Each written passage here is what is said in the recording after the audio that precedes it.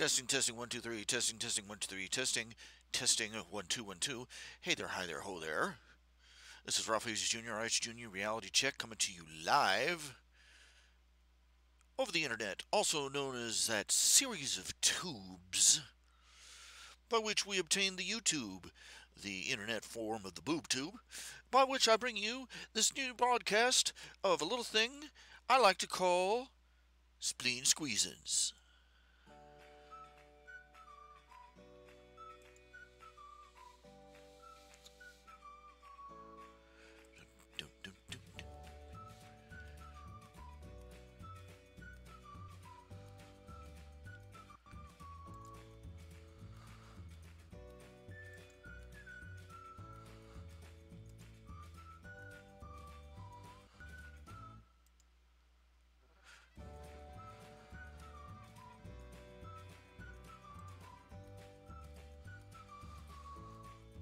Hey there, hey now.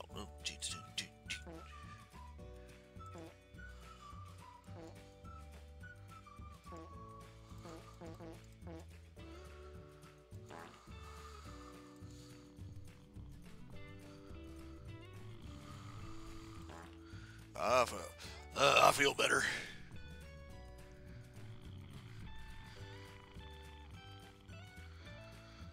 Hey ho. How y'all doing? This is RHJunior. It's me. I'm back. Briefly, I don't know how long I'm going to be on, because I will not kid you. Oh man, it's been a bad week. It's just been bad. Bad. I've not been able to sleep because you see, first of all, I got a broken, this new chair, this overly expensive chair for which I paid Amazon.com and which isn't, quite built right and is therefore I'm breaking it in. It's breaking down, breaking in. It's still not particularly comfortable the way I like, but it's tolerable now. I guess I'm just breaking it in with my big fat heavy butt. I don't know, but also my bed's broken down. Everything's broken down. Let's face it, everything's broken down. What isn't full of trash is broken down. I'm broken down. And this past week, I have been a wreck. I will sit down. I will try and go to bed and sleep. And this past couple of nights has been really bad because my house is not. Let's put it this way: if my house is heated entirely by about three or four electric heaters. And they're just not cutting the mustard. Once the temperature outside drops below about the house will stay warm at as long as the temperature's around 30 to 40 degrees outside, Fahrenheit for you Euro types. When it's at least a little bit above freezing outside, the house can stay warm. More or less. I can keep a couple areas warm. I can keep my bedroom warm. But this place is monstrously drafty. As in, I can see daylight around my front door, kind of drafty. And I have been hanging up curtains. I have been hanging up bed sheets over windows and doors and doorways and all sorts of stuff, but it's still so drafty. If the wind starts blowing, curtains inside the house start moving around. Let's put it that way. And so if the temperature drops below like 30 degrees, these little heaters I have in my house can't keep up. And I cannot sleep in a cold bedroom. I mean, yeah, you can pile up the blankets and stuff and keep your body warm. But I can't sleep with cold air on my face. I mean, I've tried. I literally lie there, and I'll be so. When the morning finally arrives, I'll be literally just shaking from the stress of not having enough sleep. It's that bad. You have no idea what it feels like. Uh, I'll drift off for a few minutes at a time, but I've one of the things I do to try and figure out, I'll pull a bed sheet up over my face, to keep the cold air off my face, but then air, the rebreathing my own stinky breath, starts agitating me too. I don't know how people do that. They go out and I've never been able to do that. I've never been able. My parents, my dad especially, used to talk about when he was a kid. He'd sleep in a bedroom when he visited his grandparents, and there was no heat, and he would wake up with frost on the bed covers, literally. But we piled up the bed covers and we were just fine. And I can't do that. Sleeping with your toes toasty warm and your nose and cheeks and lips like freezing off. Or these people that go out camping in the winter. I'm like, what are you, nuts? Winter is God's way of saying go indoors.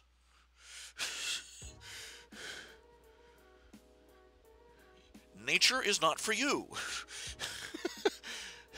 And oh yeah, we used to go out there and do ice fishing. No thanks. No thanks. If I want frozen fish, I'll just go to the frozen food section at the Kmart or the Kroger's.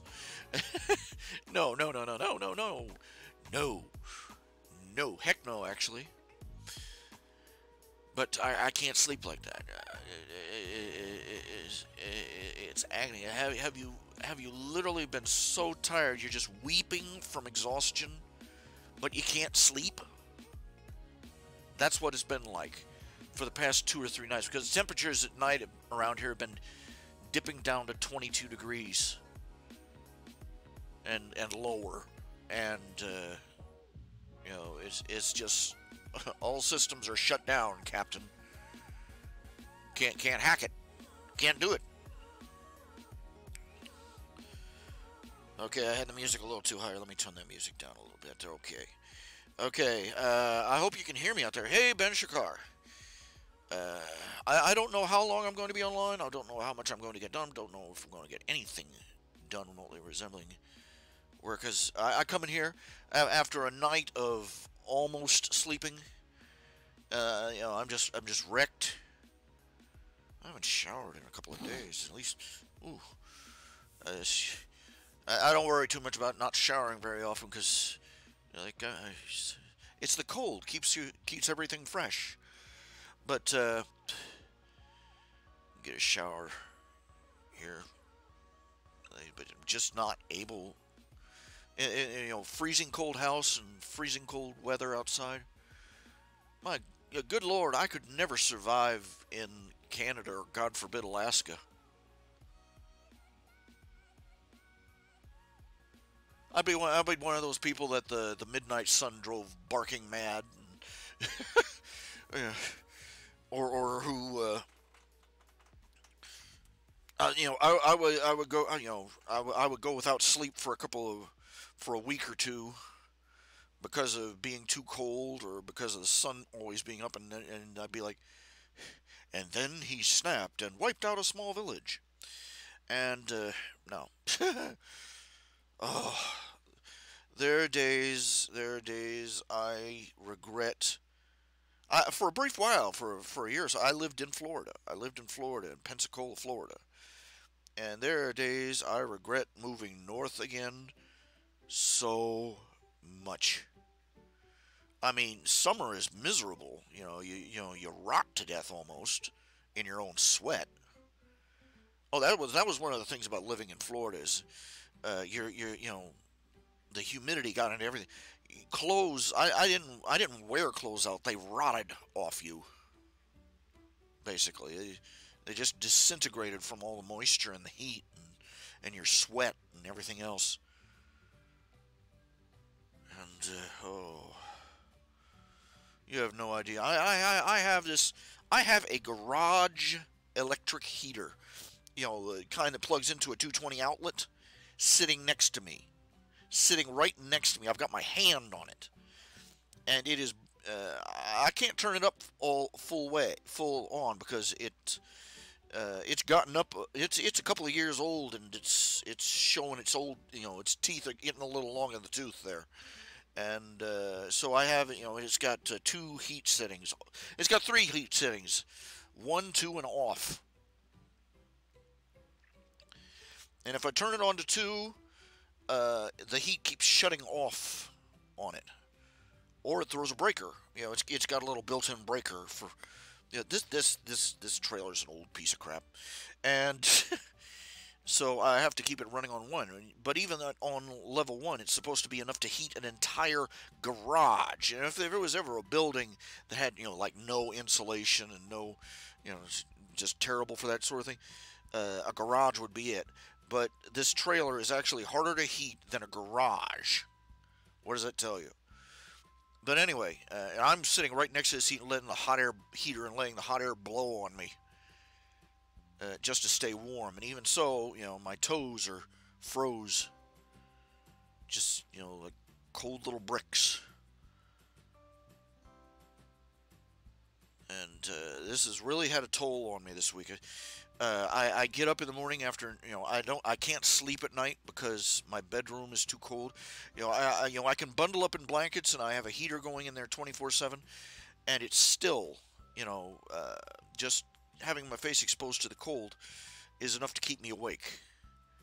I get up in the morning, I've maybe dozed off a couple of times. You know, I've pulled the blankets up over my head and nearly suffocated, and then I've had to pull them back down and been unable to sleep. You know, just back and forth, back and forth, back and forth. You know, tossing and turning all night. You know, trying to stay warm enough to go to sleep. And then I'll get up in the morning. I'll finally give up, and I'll get up. And I'll come in here just to. I'll be literally, you know, just shaking from the stress, the strain of, you know, and then I'll sit down here in this chair, this uncomfortable chair, and then you know, I'll try and, you know, do anything remotely resembling. I haven't gotten anything. I haven't been able to.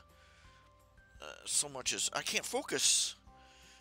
I can't focus enough to do anything. And I'll sit there. I'll pick up my stylus and I'll pick up my Wacom tablet, or I'll pull the keyboard to me, and then I'll wake up about 15 minutes later with a horrible crick in my neck and drool in my beard.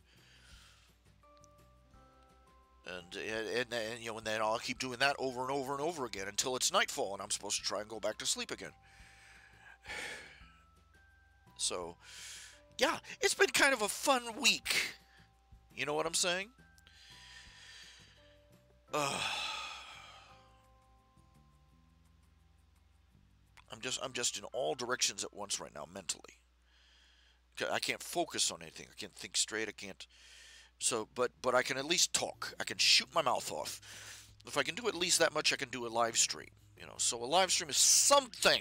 You know, something more than nothing. You know, I've got this pain. I pulled a muscle in my neck in the middle of,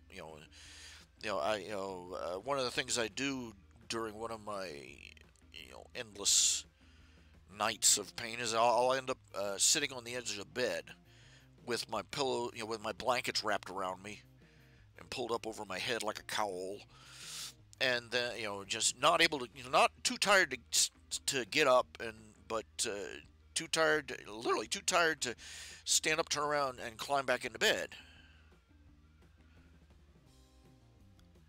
And then I'll sit there for a few minutes because I'll have sat up for so, you know, in order to take a pee, or just you know, because my legs are hurting because I've, you know, rolled around in bed and you know, or cricked my neck or something, you know, just I turn into a human Gumby while I'm asleep apparently, and then I wake up and all my joints go, "What are you doing?"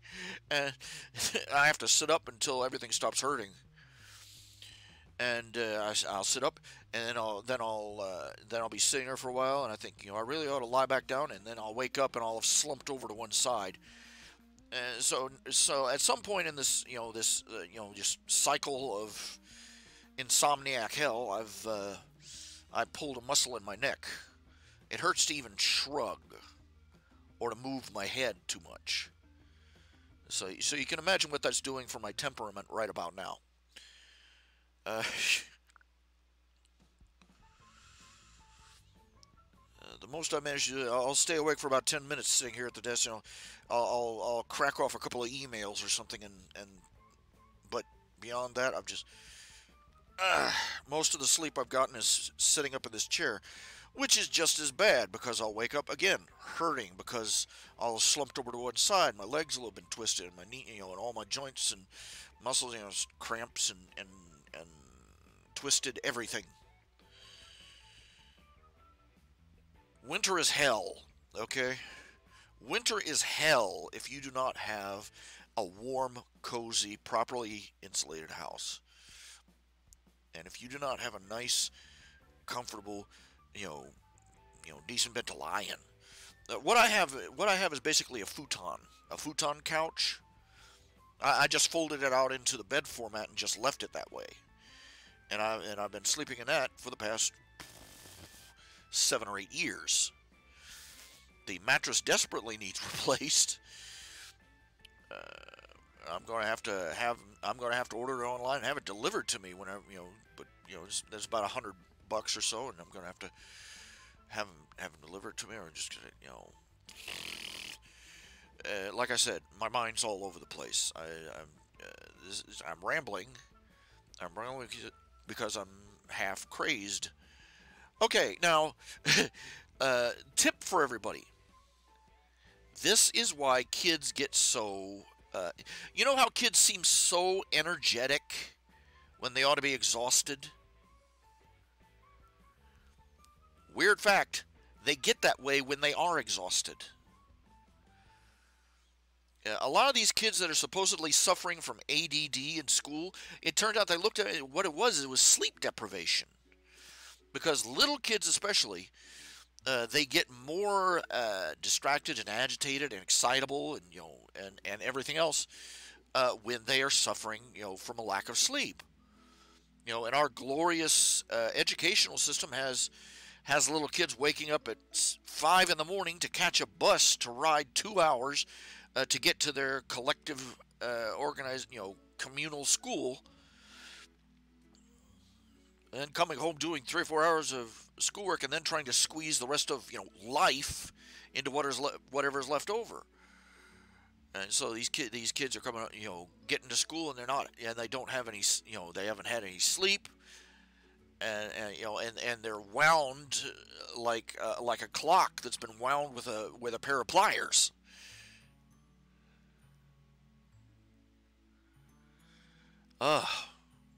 So, tip for anybody that is a parent or might become a parent, when the kids are all, they say, oh, they can't possibly be tired. Yes, they are. The reason they're running around squealing and being so excited is because they're exhausted, and that's a child's response to not having enough sleep. Basically acting like they're on, that they need about a riddle in the size of their head.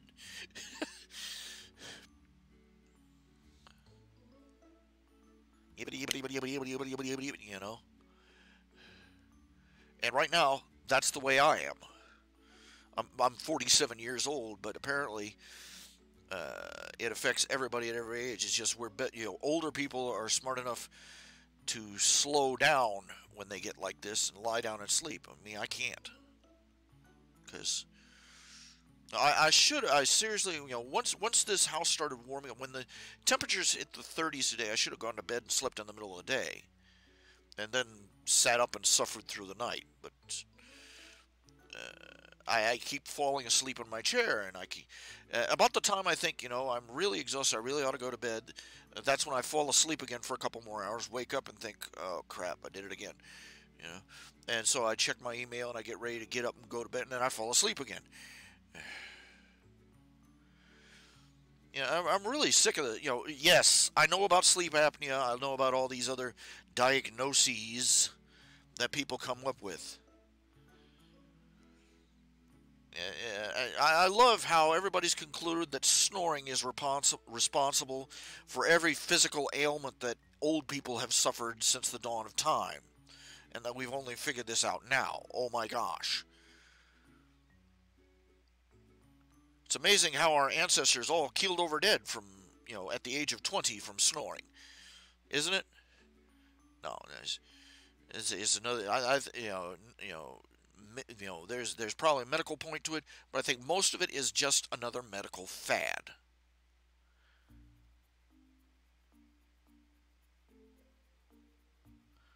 Trying to blame everything that's wrong with your body on the fact that you have sleep apnea. Scaring the crap out of people. Look, when they have to strap a machine to your head to cure a problem that has been plaguing humanity since the dawn of time. Maybe it's just, fear mongering to a slight extent. Okay.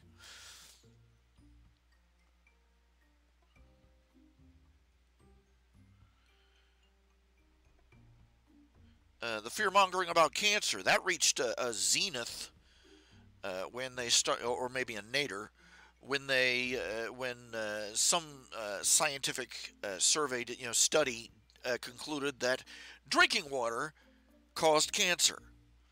Not contaminated drinking water, just water.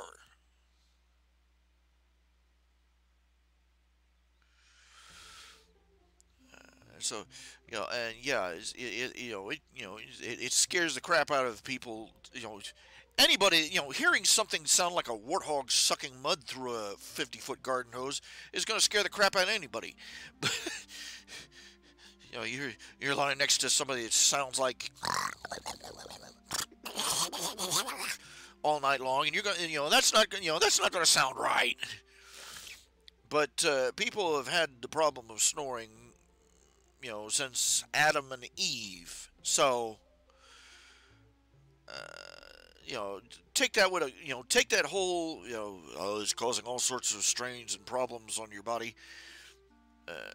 Take all that scaremongering about, oh, you need a CPAP. We need to hook up a vacuum cleaner to your face to make sure that you don't die in your sleep. I'm like, maybe take all that with a grain of salt.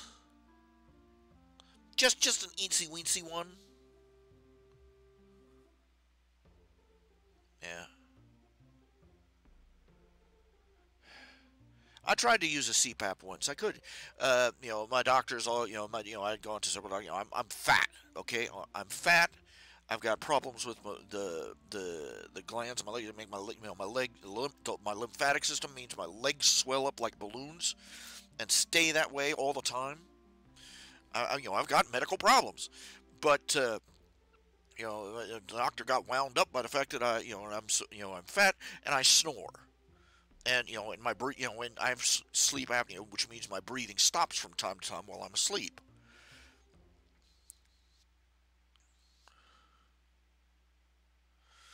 And I went to this sleep clinic, and I will confirm to you, the woman, the nurse they had, some bored-eyed looking intern type, girl that was maybe half my age, singers, oh yeah, yeah, yeah, yeah, and she impressed me so much with her professionalism. That she hooked me up to about 1,000 detectors, and I lay in this bed and stared at the ceiling for like 5 or 6 hours, and then and then she goes, "Oh yeah, you fell asleep lots of times, and your sleeping stopped." What it was, I was awake. Believe me, I may not remember falling asleep, but I do remember waking up. I'm not senile. But she comes in there, and she, oh yeah, you fell asleep multiple times, and your breathing stopped. I noticed if I took too long between breaths, I'm lying there, I breathe slow. You know, and I'm wondering, you know, you just watching the meters, and it just made me a little bit cynical. But anyway, she's okay. Let's try it with the CPAP. She pulls out this machine, hooks me up, you know, and she hooks the mask up to my face, and it starts forcing air up my nose. Imagine, you've ever been in a car that's going like 100 miles an hour, and stuck your face into the wind coming through the window.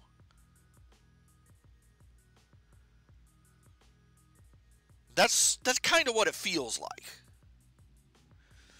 Let's adjust it up. Let's adjust it down. No, it's still, even when even when she turned it down, it still felt like just and something about it made me lock up. It made I would just go sort of, and I wouldn't be able to breathe, and it triggered a panic attack in me.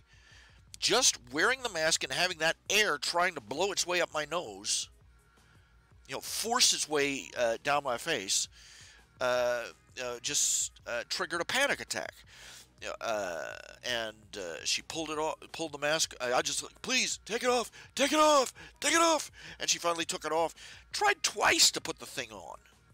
I really wanted this to work because all they had told me is this would help my breathing, this would help my heart, this would help my circulation, it would help my weight loss, it would help all sorts of things, right? The miracle cure. A vacuum cleaner attached to a face mask. And I wanted this to work, and I tried and tried every time I put it on my face. Panic attack, instant panic attack. And they had gassed me up real good. If you keep up this way, you're gonna die in your 50s from a heart attack. And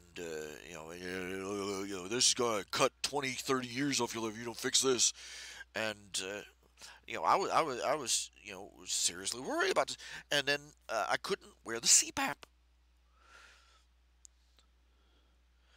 because I'd rather earn my heart attack, thank you very much, rather than have it induced in me by being trapped in Darth Vader's head helmet. This is face mask. No, thank you. I was and then that was it. That was the end of the sleep. The sleep study, and I got back in my van and I drove home. I had a breakdown when I got home. I just sat in my car and I literally shook and wept with frustration because the one and only treatment for my alleged life-threatening condition was something I couldn't use without risking killing myself with a heart attack.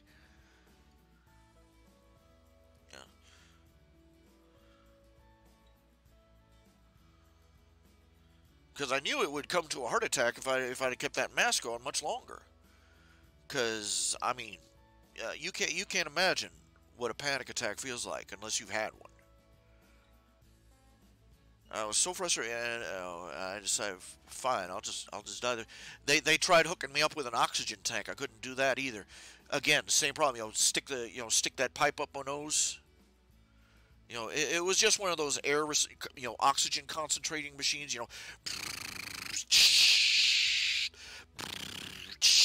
And use a little oxygen nose, booger picker, nose attachment to blow air up your face, to try and help with that. And I couldn't wear it and sleep, because first of all, it's like blow drying the inside of your sinuses.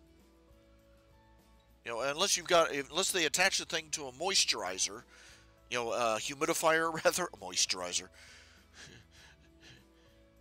Squirt some Vaseline intensive care up each nostril. Yeah. But no, with a humidifier, no humidifier. They just gave me the oxygen thing, and I couldn't sleep with it. I tried a couple of times, but eventually that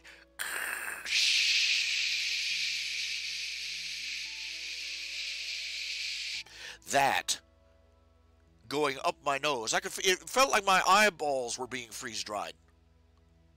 from the back forwards, and I couldn't, and I couldn't sleep.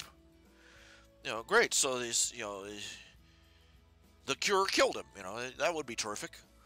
And so I literally had this thing in my house for over a year, for almost 2 years, and it just sat there and did nothing but collect dust.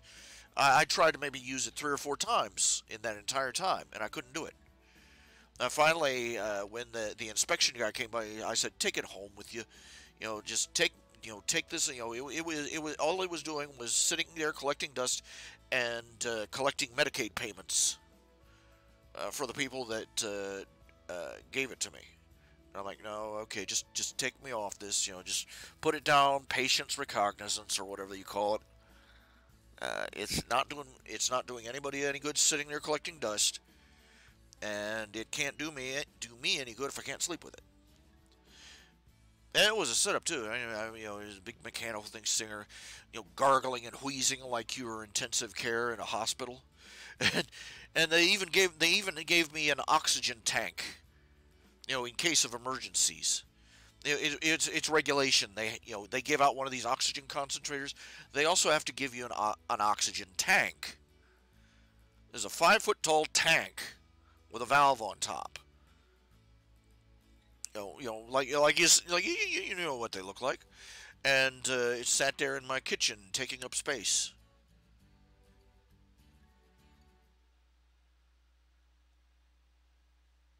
And I'm like, this thing was large enough that if somebody had lit a cigarette next to it, there would have been an unfortunate accident taking out me and the neighbor's house.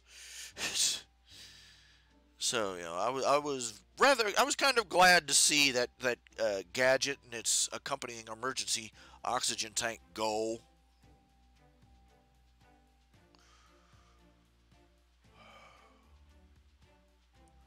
All the things that I have wrong with me, they don't have cures. They only have treatments that require equipment that costs thousands of dollars, doesn't really work well, and in my case, causes me pain, discomfort, and even fear.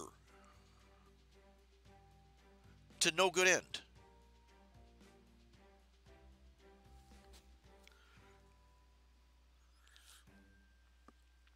The treatment for my lymphedema swollen legs is for me to have my legs wrapped in ACE bandages, in tight compression bandages, 24 hours a day, 7 days a week, and to spend nearly half or more of my waking hours lying on my back with my feet propped up,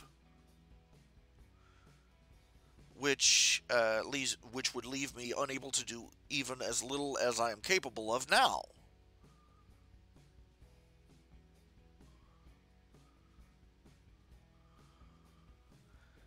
It's not a cure, it just makes you disabled in a different way.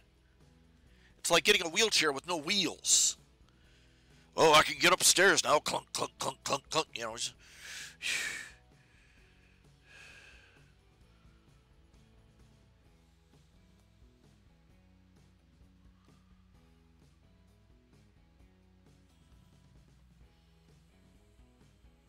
Just, ugh.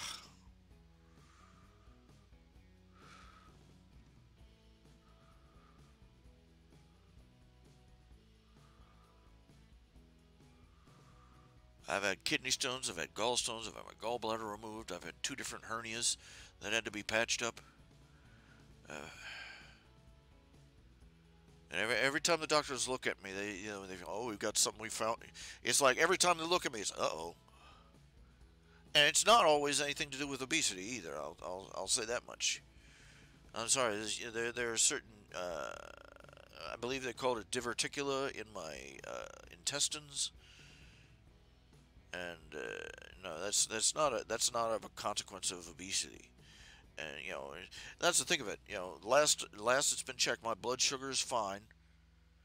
My cholesterol count is great, and all the things that being fat is supposed to do to me to kill me haven't actually happened. All I am is big, heavy. That sums it up. And the lymphedema, that's apparently inherited. My grandmother had it, and my great aunt had it. It's one of those wonderful legacies handed down to me from the Hayes family. Yippee-ki freaking yay. Fortunately, I seem to have inherited a certain hardiness in every other aspect from my mother's side of the family. My grandparents, my mother's parents, up until they found out, it was like they were seemingly indestructible. But of course, that family line, my mother's family line, has a certain chemical imbalance problem in their blood, with their blood, that under certain circumstances it can spiral out of control. It induces it induces complete insomnia. It induces dementia, and well, basically, my mother. She has to take like a plethora of pills to keep it under control, and if it goes out of balance, on two or three different occasions, she's had to go into the hospital for long-term care for like a couple of weeks to a couple of months, while they rebalanced her blood chemistry and her medicines so that she could sleep again. What makes it really difficult in her part is that certain medicines, she experiences the opposite reaction she ought to. Medicines that should keep her awake and hyper knock her out. Medicines that should knock her out keep her awake and hyper. And my father has had to go rounds with doctors over that. He'll come in there. He'll bring he'll bring these doctors, all her medical information and files and everything, and they'll be, these idiots will nod and smile patronizingly, and then go do whatever the hell they damn well want. And they end up having to call Dad in. What's wrong with her? We've given her this. We've given her the proper prescriptions, just like the doctor said. And Dad will go. He'll look at the bottles and go, "Damn it! I told you not to do this to her." And he tells her to, and he'll go to the doctor and say, "Give her one of these." And the doctor say, "But," and he says, "Shut up and do it." And and surprise, surprise, knocks her flat. And he's like, "We told you this." Got too many damn doctors out there that won't listen to the patients. They won't listen to their patients. They won't even listen to other doctors who send notes with the patients.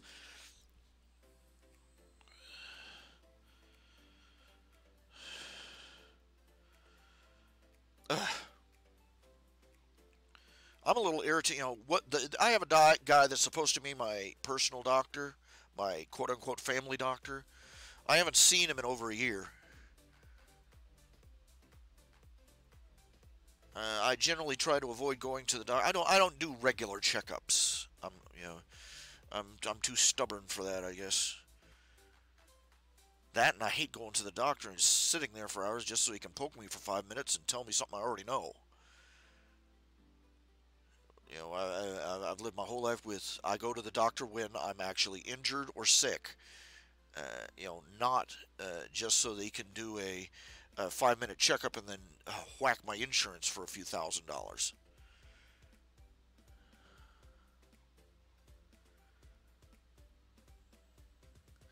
But it seemed like every time I go in, he talking to me, he immediately look at my girth, and everything I talked to him about would be about my weight and how it related to my health. I could come in with a broken leg and a broken neck, and he would be, "Oh, you see, there is an obesity-related problem because blasity, blasity, blasity, blasity." And then he start asking me more and more questions. How much are you eating at each meal?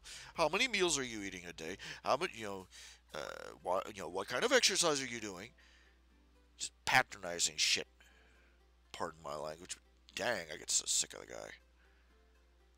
He's, after 3 or 4, after the last 7, he finally got the message that, he's finally figured out that, when I come in, I'm not there for a lecture on how bad my fat is.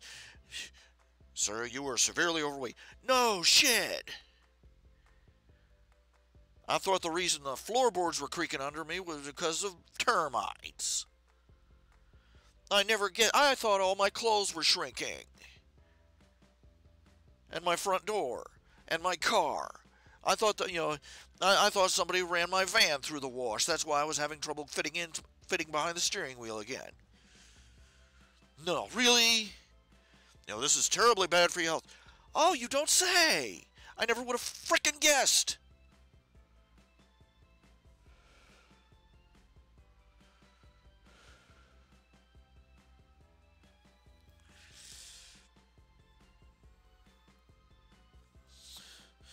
I told him, how much do you eat at a meal? I said, at the time, I was just, I was doing sort of the lunchbox thing, you know, and so I eat a couple of sandwiches and, maybe an apple and some, get something to drink. And so a couple of sandwiches.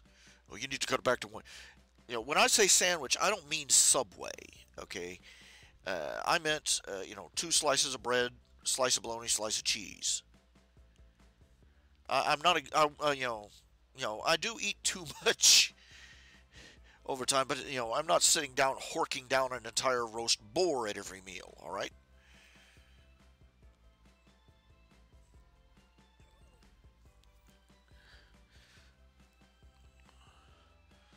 And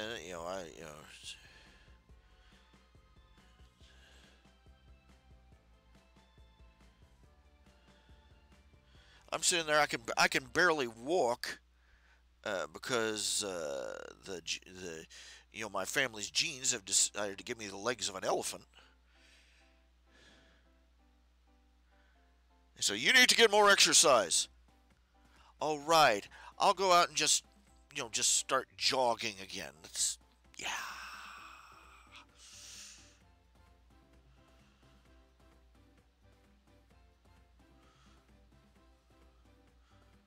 I could come in there in a wheelchair. Maybe you should take up hiking.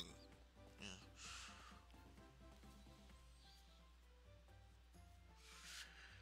Basically, with the level of activity that I can maintain physically, uh, you know, uh, uh, I would have to be down to like a rice cake and a glass of water a day to lose weight, and I'm not that kind of guy. I'll sit here and hork down food. I won't lie about it. I eat too much.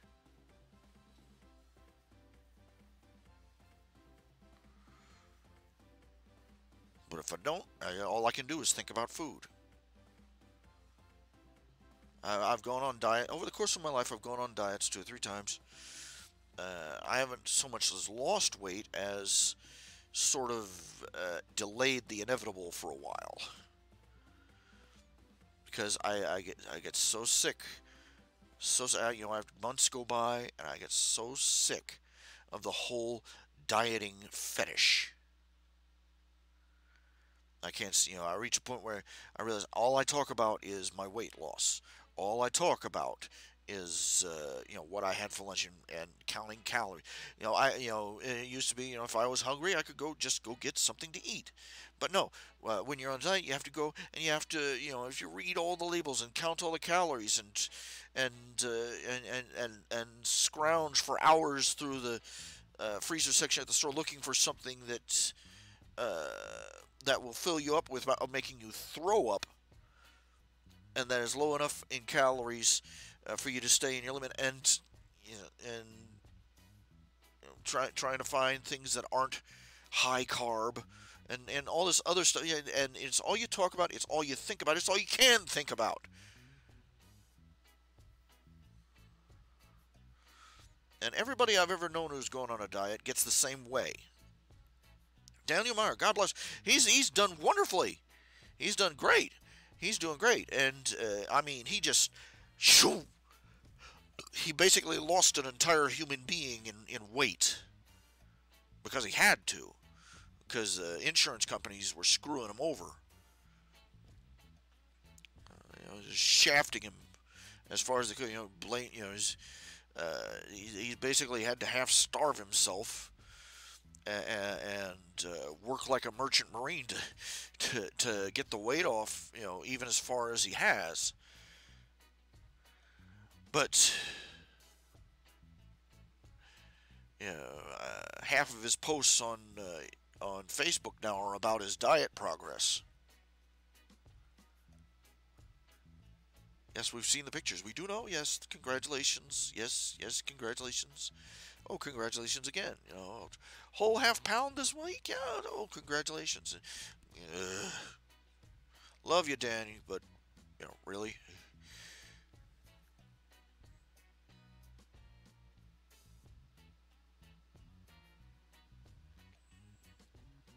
Our society is obsessed with being thin. And to damnation what the real necessities of an actual individual are.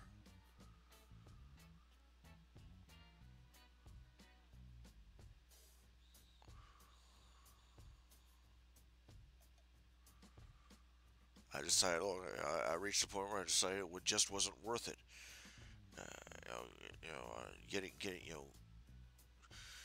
Managed to trim off a few pounds off the top isn't worth having to basically adopt an entire religious philosophy.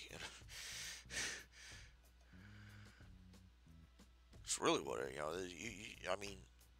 I've seen confessionals from born again Christians that were less melodramatic and spiritually enhanced sounding than I have seen. I've seen from confessions from people who managed to lose umpty pounds.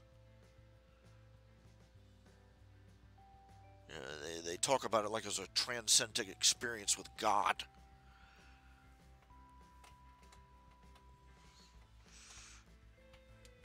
That's what it is. Practically a religion. A society that abandons one. We sort of have a trade-off. People do when it comes to morals and ethics. The more licentious a society becomes in one area, the more restrictive and puritanical it becomes in another. Our society, well, for instance, you take the average Victorian-era woman. Showing your ankle was scandalous, and yet they had their boobs nearly popping out of the tops of their dresses.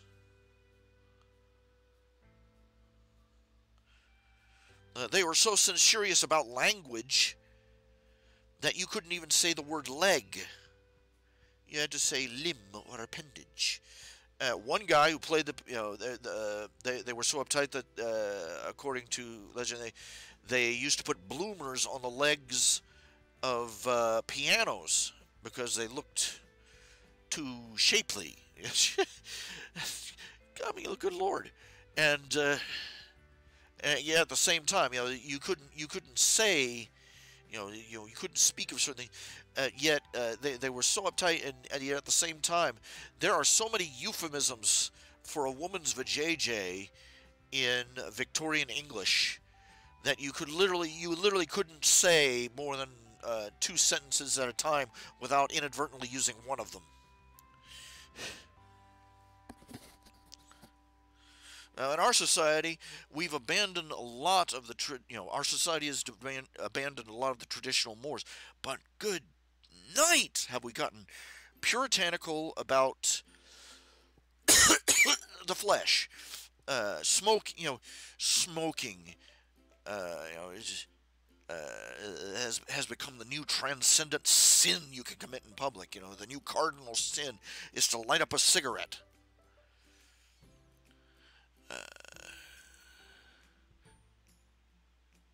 Meanwhile, they're lighting up bongs in Colorado. People go.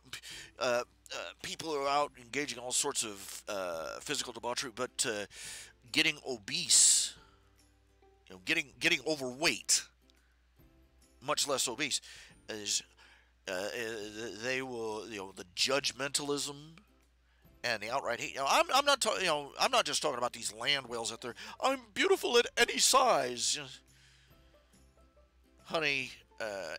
Double extra large is a size. You're a landmass.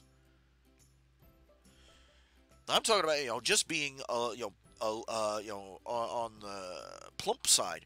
I have 3 nieces. 2 of them are skinny as rails. The oldest one is currently carrying a baby, so she's gone up a few pounds.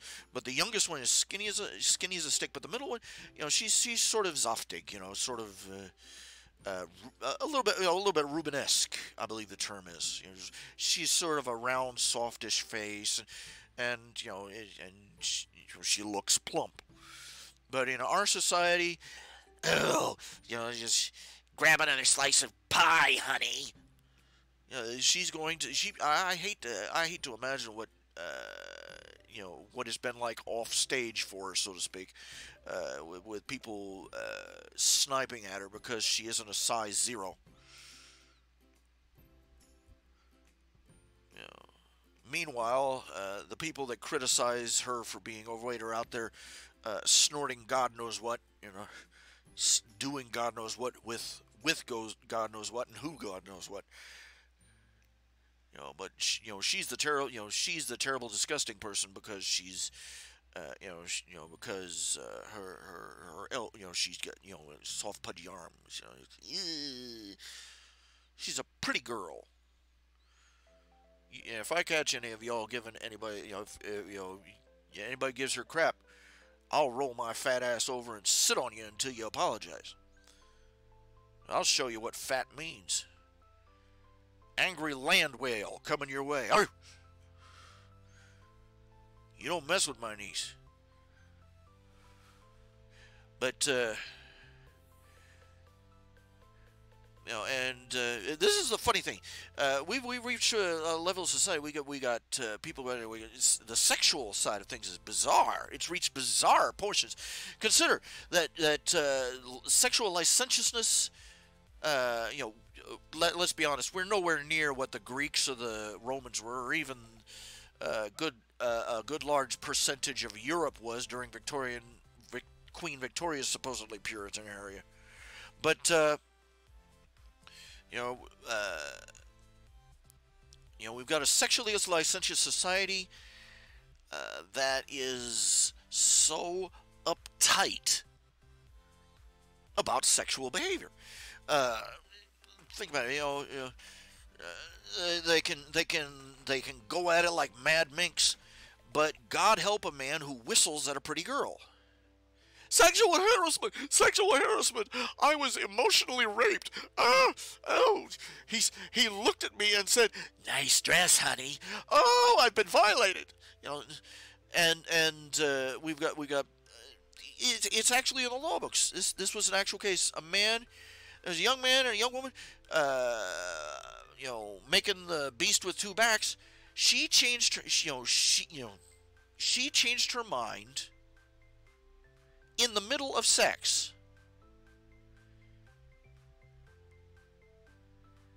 And he kept going.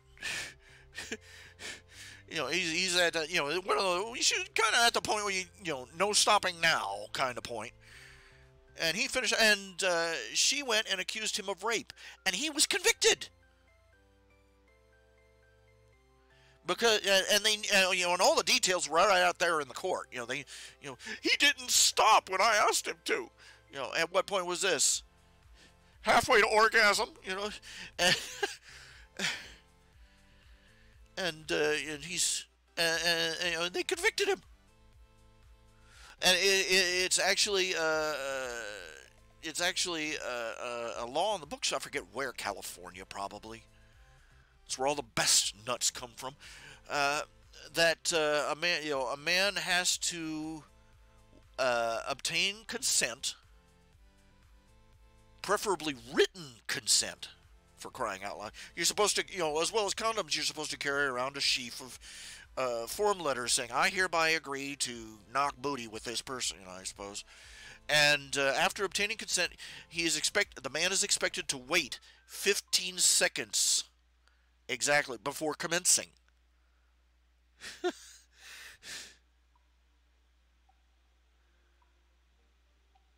He's supposed to wait a certain period of time before commencing. If the woman changes her mind at any point, he is to stop immediately.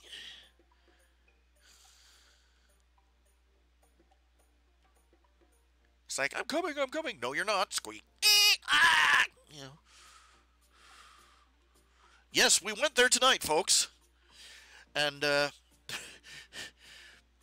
course, I'm also thinking, oh, I got that backwards, actually. My, brain drain.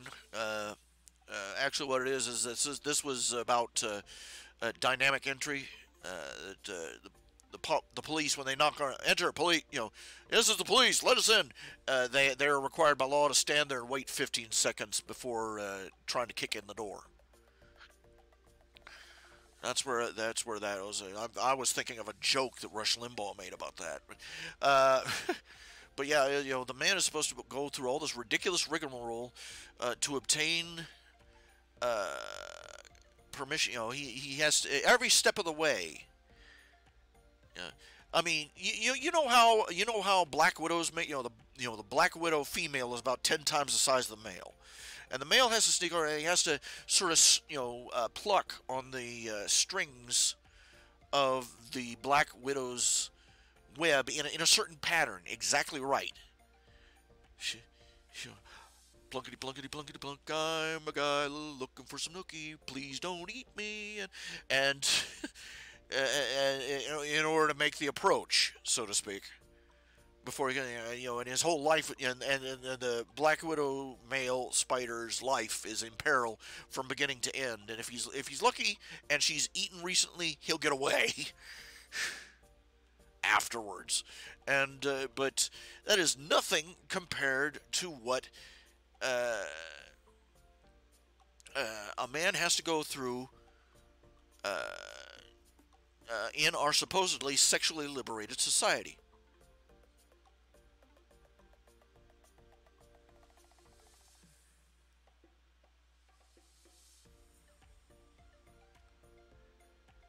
Isn't this hysterical? We had a war between the sexes and everybody lost. And now everybody has to walk through all the leftover minefields, metaphorically speaking, just to approach one another. Of course, all the risk is, the risk is almost all on the male, legally speaking. But, when a society, it seems like we have a limited budget for morality as human beings. Outside of divine influence, we have a limited budget for morality. Once we've, if we become, highly moral in one area, some other area starts getting, slack.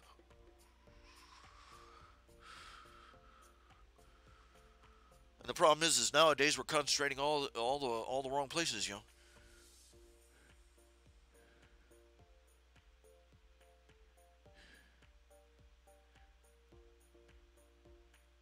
They cheat on each other and lie on their taxes, but they recycle.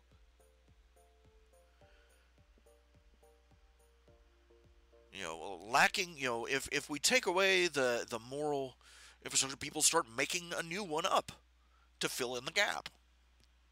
And usually it's made up of nonsense.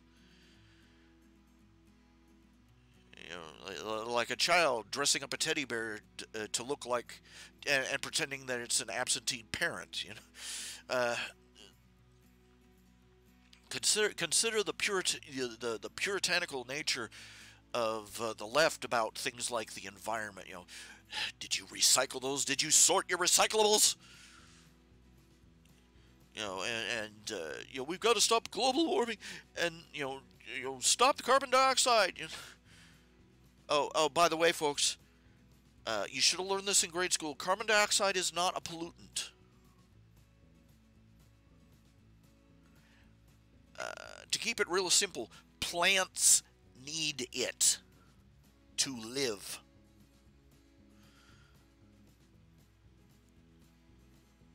And it's not, we could go into the whole global warming fairy tale. They basically, they abolished religion from the public square, and so they're inventing a new one, cobbled together out of no smoking messages, environmentalist claptrap, and regimented rules for how to move around in a society with no sexual boundaries, but tons of minefields.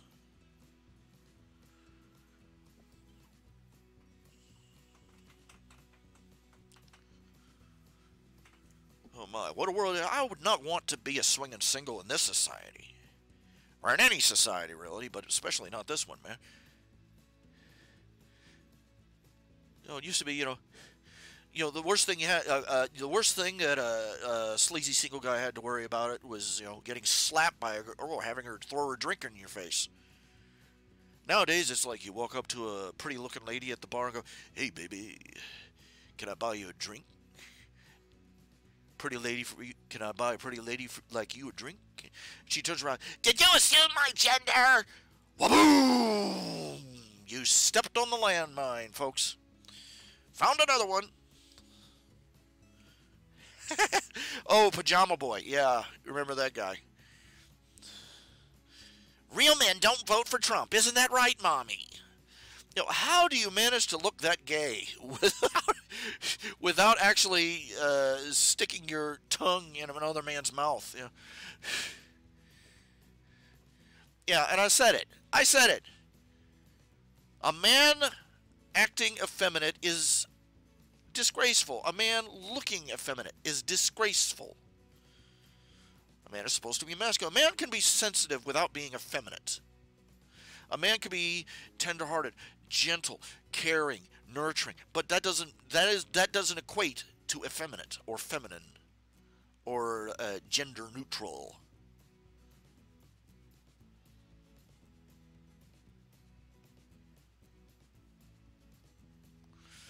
But man, this.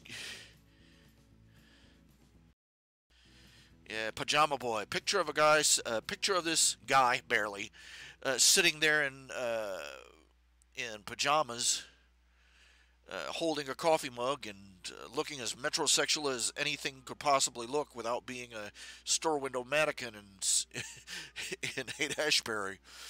But my word.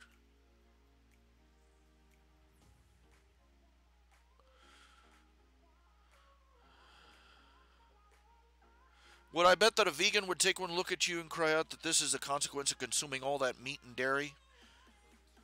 Oh, I'm sure. I'm sure they would. Veganism is just another branch of the leftist religion. Everybody has a religion. Everybody has a moral a conglomeration of moral philosophies about about right and wrong, the nature of man and the universe, everything else. We just don't put names on most of them.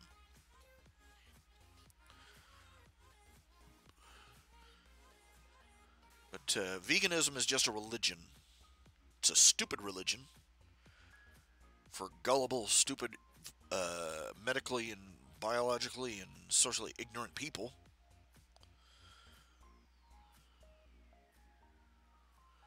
It's a way to feel sanctimonious without actually doing anything good.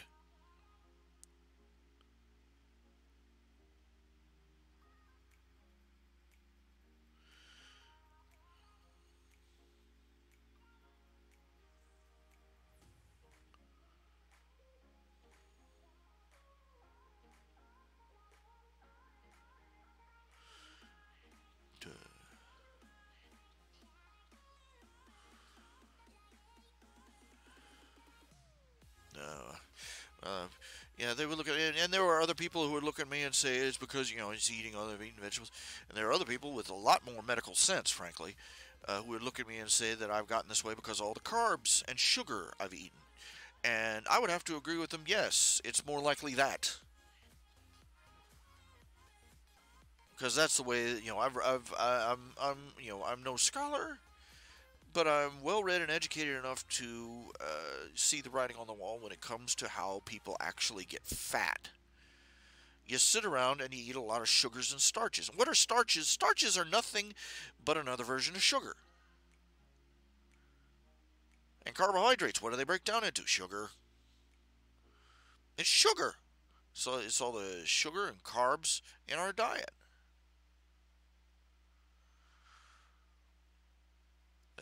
one of the general, like I've said this before, the general rule of thumb of the paleo diet and all its variations is that the harder it is, the more effort it takes, the more effort and more steps it takes to turn it into food, the less likely it is to be good for you.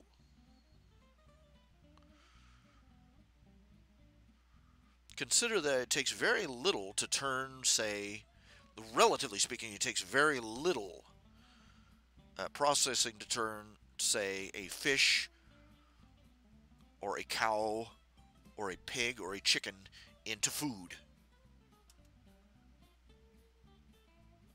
Kill, clean, cook.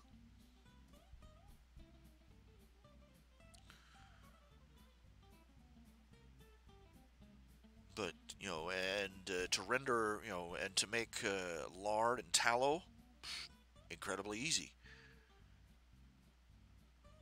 But you go over to, you got all these people talking about how eating corn products, corn,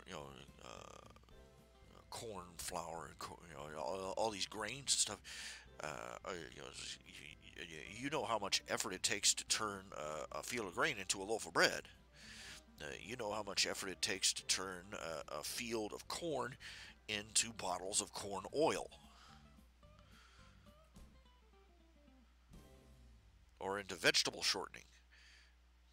How much corn do you suppose you'd have to eat, caveman style, to get that much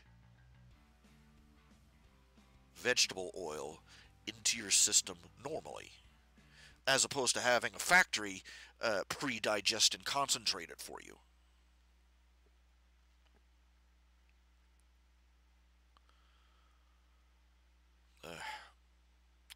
No, it's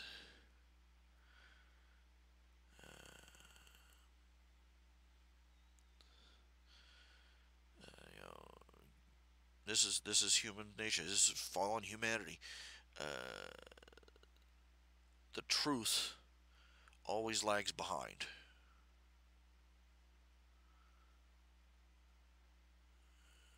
Fortunately for everybody, the truth is relentless in its pursuit. A lie can get around the world before the truth gets its boots on in the morning. But the truth eventually catches up. It's a endurance predator, if you will, of falsehood. And the gods of the copybook heading was terror and slaughter return.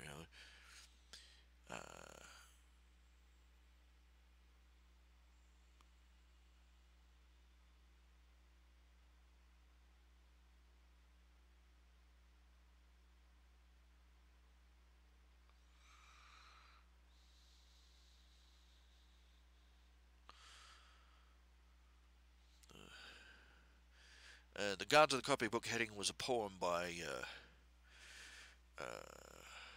Kipling, Rudyard Kipling.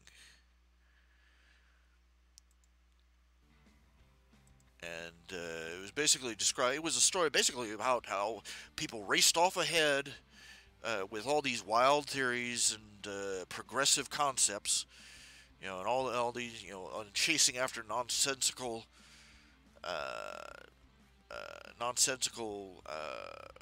pie in the sky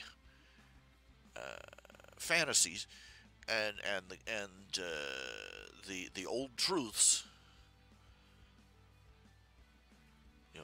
The old wisdom always plodded along behind us, slowly but inexorably catching up with us whenever we finally fell.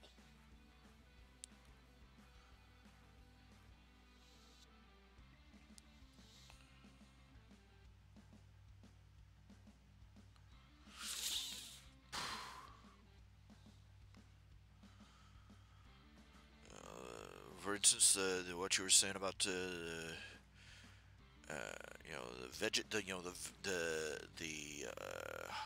high carb, low fat diet, which is a product. It was pimped by militant vegetarian organizations. That was how it got into the mainstream. By militant vegetarians posing as health organizations. And it's something like it's a 60, 70-year-old lie. The lipid hypothesis, the lipid theory about how heart disease happens, the high fat, the high carb, low fat, low fat, low meat diet, low protein diet. All of it. It's like a 50, 60-year-old lie. But the truth always catches up because it never stops, it never sleeps, it never rests. And it doesn't have to reinvent itself every morning just to keep a lead.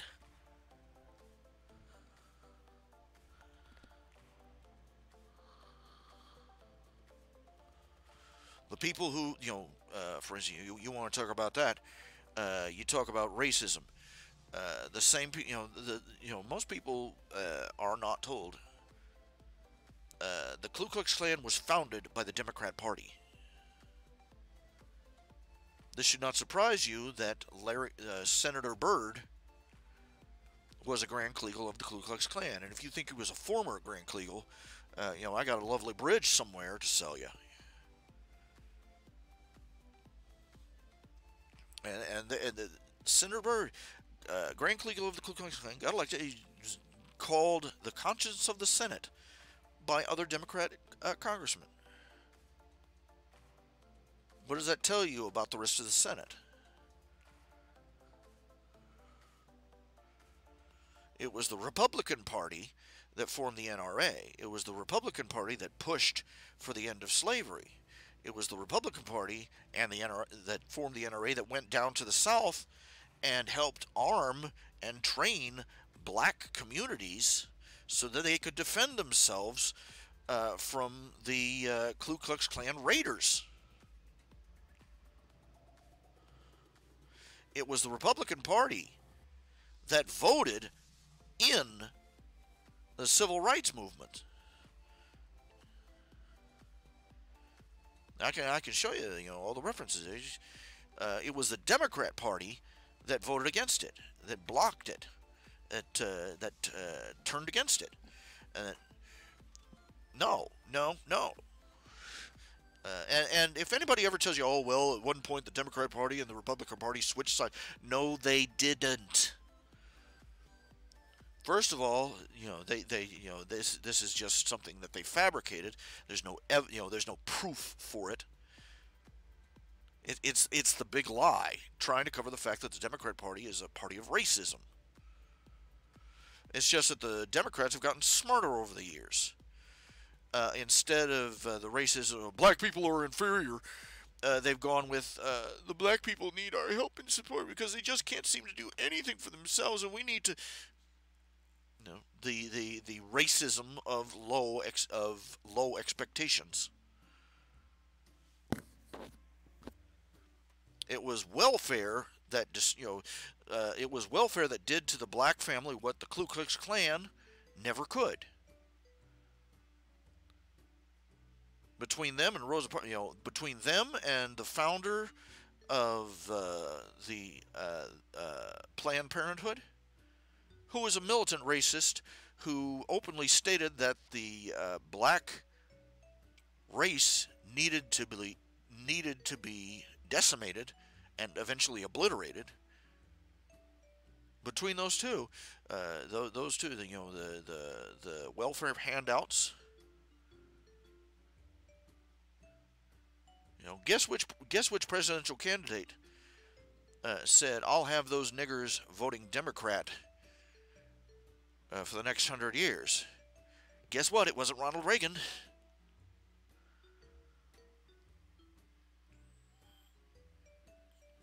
But they repackaged their bigotry and racism and hatred as quote unquote compassion.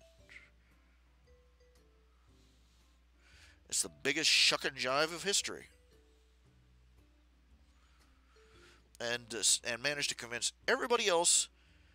They managed to convince the very people that they persecute that it was the Republicans that were their enemy. Here's a surprise for you. Martin Luther King Jr. was a card-carrying registered member of the Republican Party.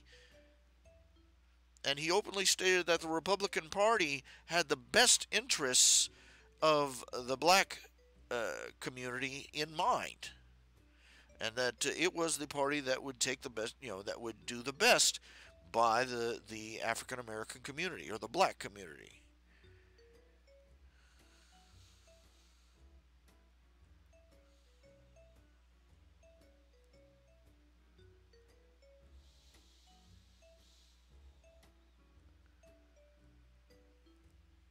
You're not going to see that in any history book. Not today. And it's not because the Republicans are running things either.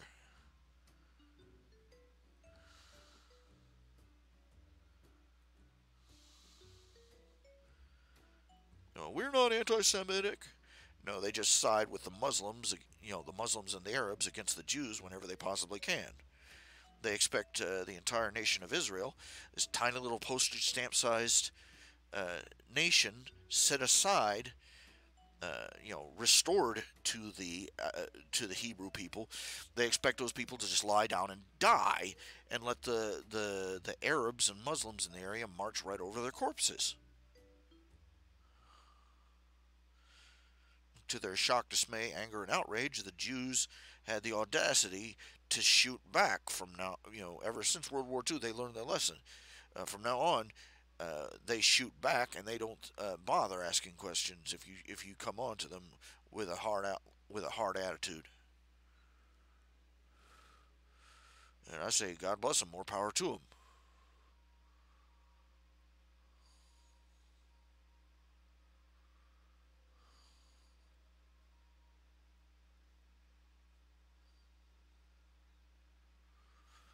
That stupid music keeps stopping or keeps going below audio. There we go.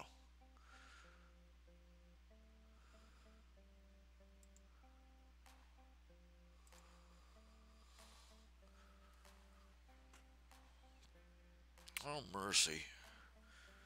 Look, same racist low expectations. They're racist against Mexicans too. The reason they don't want I'll tell you a couple of reasons they don't want. The reason Democrats don't want the wall put in place. First of all, because they're afraid it'll cut off their supply. It'll cut off their supply of cheap, underpaid labor, drugs, and illegal voters.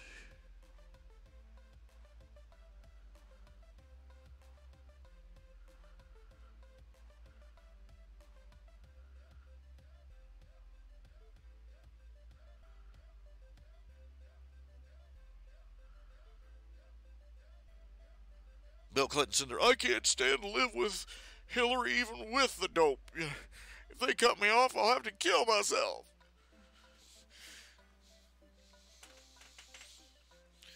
Every racist bastard in the country.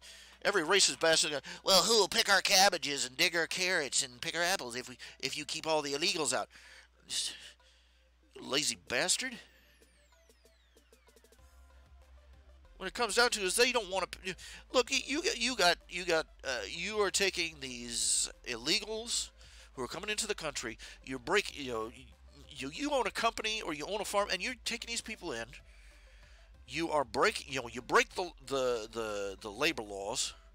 You break the employment laws. You're breaking the tax laws. You're breaking the minimum wage law. You pay them pennies on the dollar.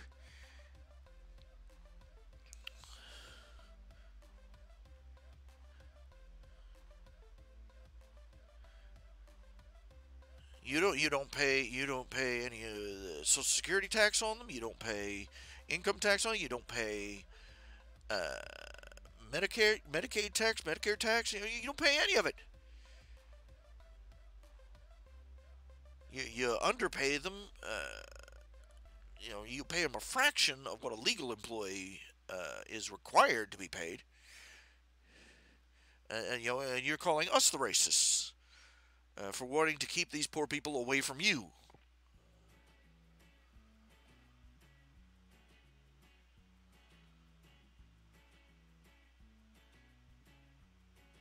You know, but what will happen? But what will happen to all the farms? Anything if we keep the illegals away?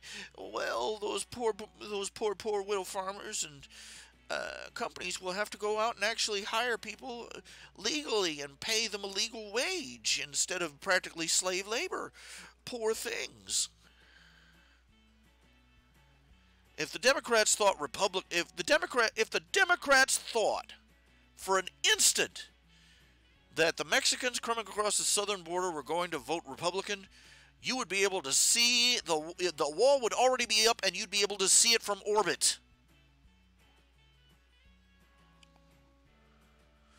There would be minefields and barbed wire and sniper towers and large angry dogs infested with herpes patrolling that thing. There would be a moat clear across Mexico from one gulf to the other, full of crocodiles and angry piranha.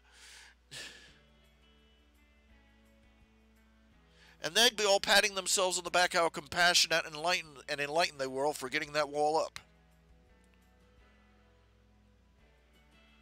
In fact, they all promote, their leaders, the leaders of the Democrat Party were out there promoting and pushing for a wall, 10, 20 years ago.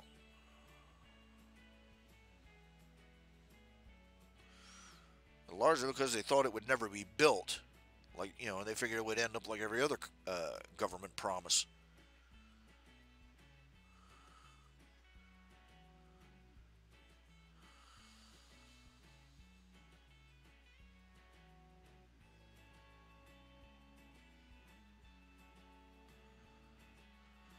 Now that Trump wants it, they hate the idea.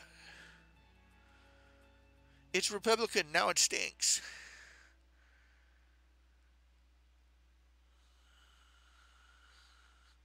I swear, some people are like slinkies, absolutely useless for nothing but pushing down a flight of stairs for the amusement of children.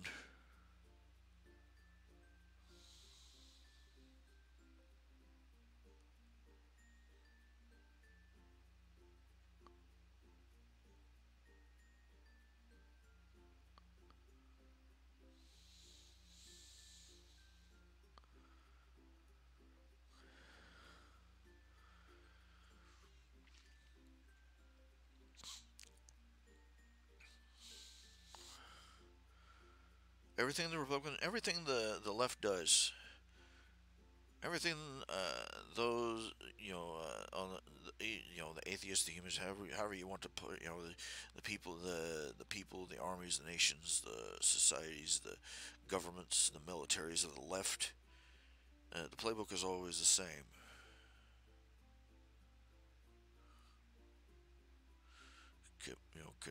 Convince everybody that everything the left does is saintly and for a noble cause,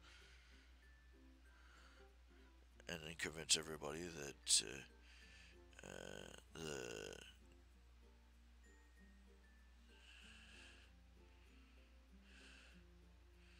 that noble cause is being disrupted by the enemy, us.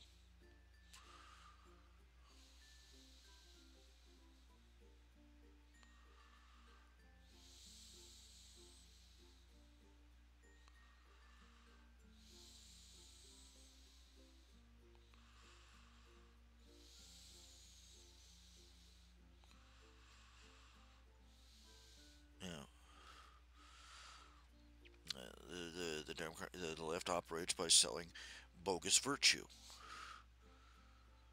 They promote sexual depravity, and they promote it as being enlightened about imaginary alternate sexualities.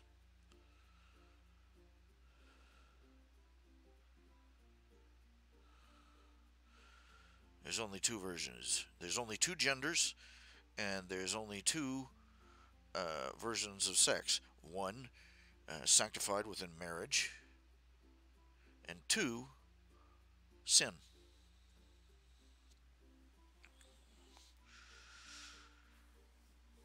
they promote the things that destroy society and want to be patted on the back for it.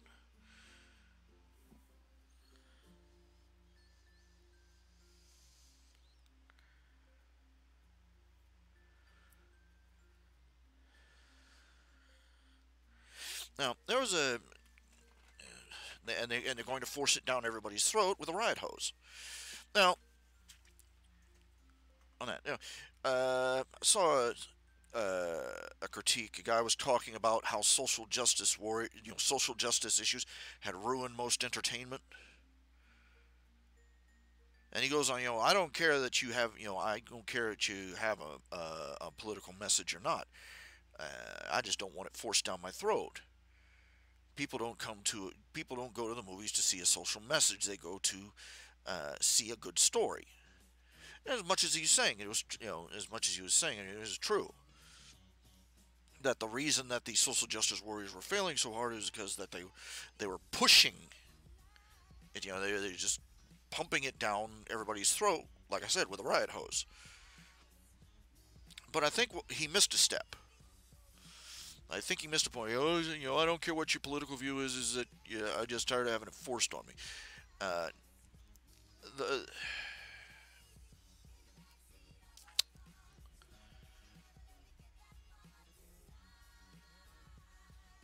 He doesn't seem to realize that the fact that social justice is forced on people, and the fact that social justice is sewage, are interconnected. Social justice warriors basically have to force it. When people are presented genuine examples of social justice, innately, at least a good percentage of people are going to realize that it's garbage, that it's sewage, that it is morally bankrupt, morally, ethically, and aesthetically. It's just bankrupt as a philosophy. Any leftist or progressivist philosophy is. And so the only way that they can continue to get the message out is to force it. They have to push it hard. They have to push it. An idea that is virtuous in and of itself sells itself. It takes very little effort to do so. Just presenting it, it stands out on its own.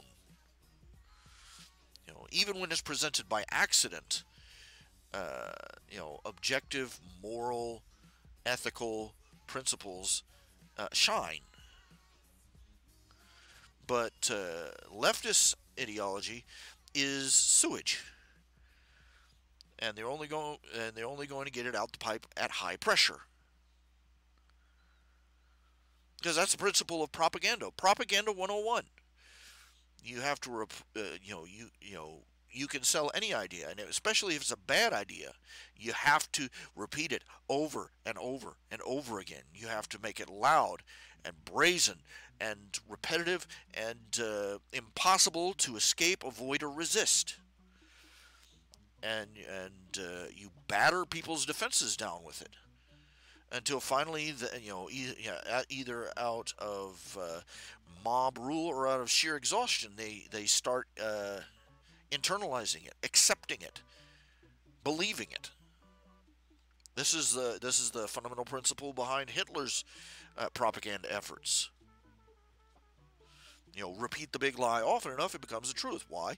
Because after being bludgeoned with something long enough, people will tend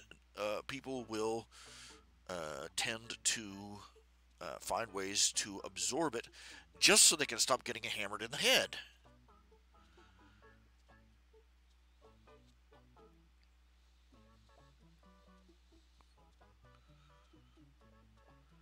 And this is why all social justice warrior characters, in comic books and movies, can you say Rey from The Force Awakens? In books, in television, this is the reason they're all such horrible Mary Sues. Because the definition of a Mary Sue is somebody who has everything go their way. Everything is perfect, and and they are so perfect and so noble, and everything goes so well for them, that they're not, that they're not challenged, and they are never challenged by the narrative or by the world they're in.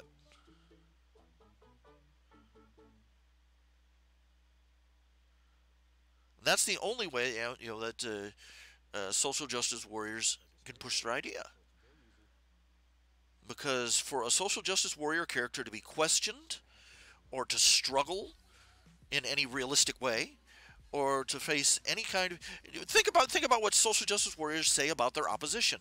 Oh, you're mean, you're hateful, you're all wrong. And just think about what happens when a Mary Sue runs into opposition. Anybody that opposes the Mary Sue is automatically a bad guy, or bigoted, or racist, or has something wrong with them. The social justice, the Mary Sue is always perfect, is always right, is always capable of doing anything. What does the social justice warrior say? Women can do anything, even when they can't. You know, social justice warrior is the Mary Sueism of minorities and of enclaves of certain groups. Most often women, but also homosexuals, minorities. So long as that particular group of minorities is on the approved list. All the enlightened attitude they have about black people, you won't see them say the same thing from 1,000 miles away about the Asians, because the Asians, generally speaking, succeed without them.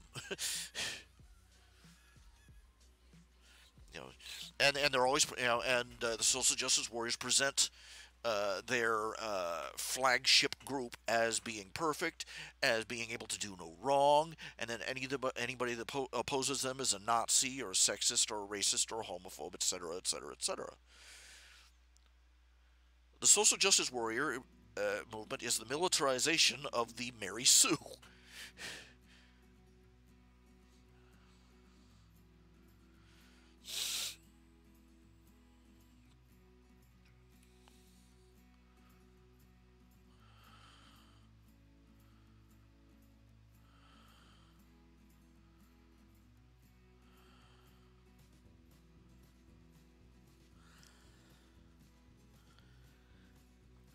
Think about it.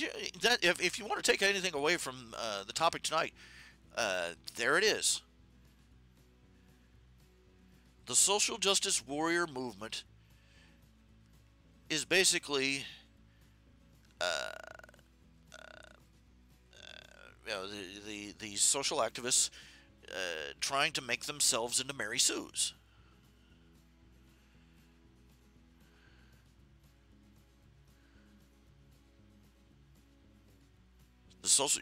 Or rather, let's say the social justice warrior movement. The social justice warrior movement is the weaponization of the Mary Sue.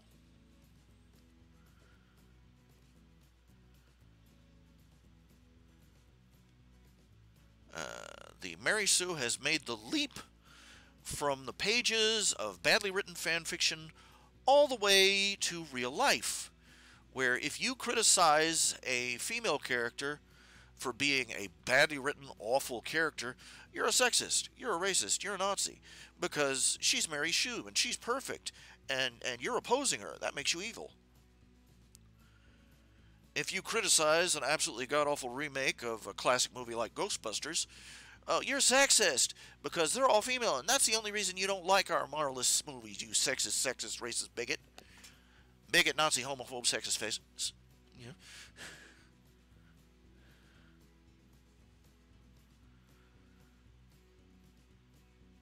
Because they're female, and therefore they're wonderfully perfect.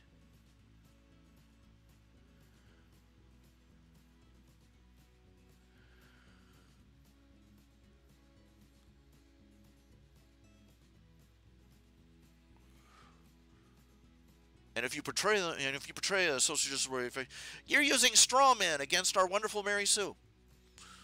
Yep.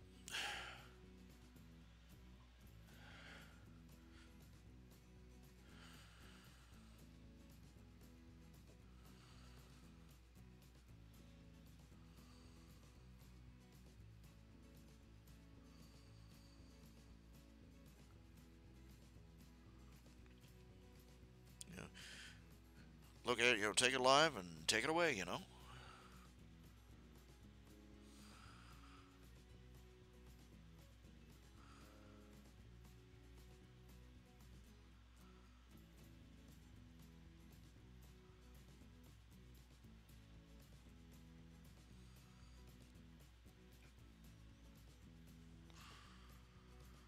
Oh my, oh my, oh my. Maybe I ought to do these broadcasts with more sleep deprivation. I seem to be able to rattle on for hours on end with a little effort when I do that.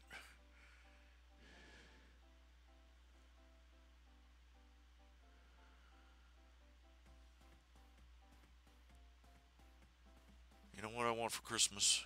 You know what I want for Christmas? I want to hire somebody. I want to pay somebody. I want to find somebody that I can pay. I want to have enough money to do it, and I want to find somebody who will do it to pay to haul all this trash out of my house.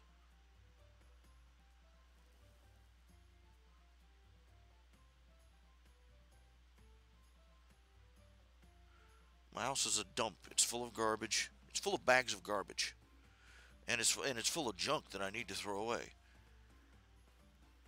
And I am not physically able to. It takes me. It's an ordeal of effort for me to get down my front steps now, and even to haul out one bag of trash. Hauling out one. Let me put it this way: I haul out one bag of trash. I have to rest the rest of the day.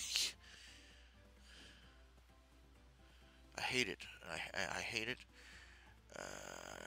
I remember living out on the farm. We had that burn barrel. We could just take the trash out, burn the trash, burn most of it. And even though we had a house full of a family of four, we only had like a couple of bags of garbage a week that we had to put out on the curb. For the rural trash collectors to come by and pick it up. Lazy bastards wouldn't even drive. We had like a half-mile driveway. Well, not a half mile, maybe not. It was a darn long driveway. it wasn't quite a quarter mile long, but it was long enough. And they wouldn't drive down it. We had to drag it all the way out to the main road for them to pick up. Lazy schmucks. And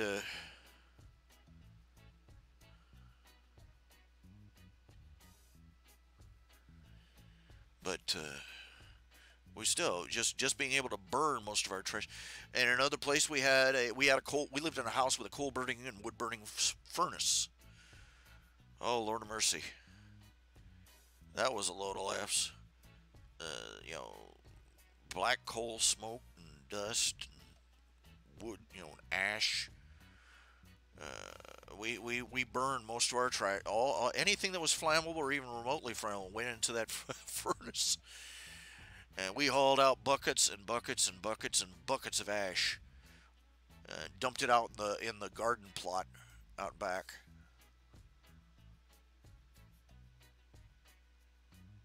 I'm not sure what wood ash, trash, burned paper and wood ash does to a garden, but I bet, I remember something about wood ash. They're probably growing tomatoes the size of basketballs now. But,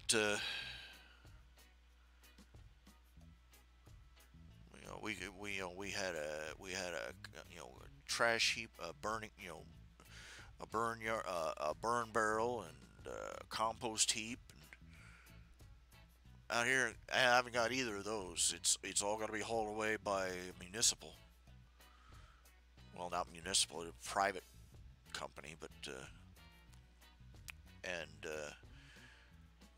if I they don't exactly help me haul it out. If it isn't even I live right next to the road, and if it's not sitting out on the curb waiting for them, they don't touch it. Even if it's sitting right next to the house. In plain view. And that was when I could haul it all out by myself.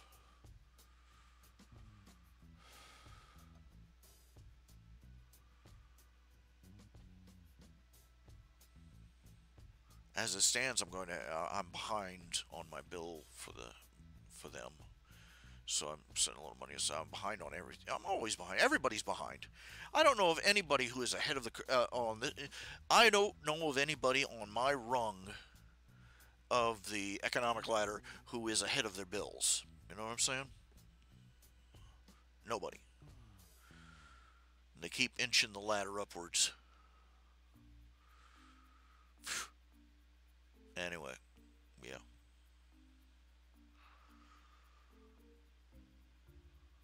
I'd burn the trash if I could. Can't. I'd dump it on a compost heap if I could. Can't.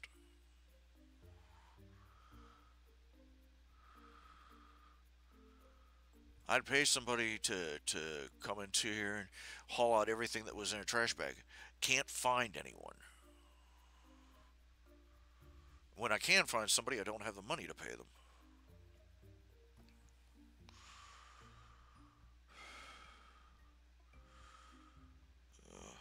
I just want to see that day. I just want to see that day where all the trash, all the junk in my house is out. And and maybe I can think about sweeping my carpets, and the place is still would still be a wreck, but at least it would be a trash-free wreck.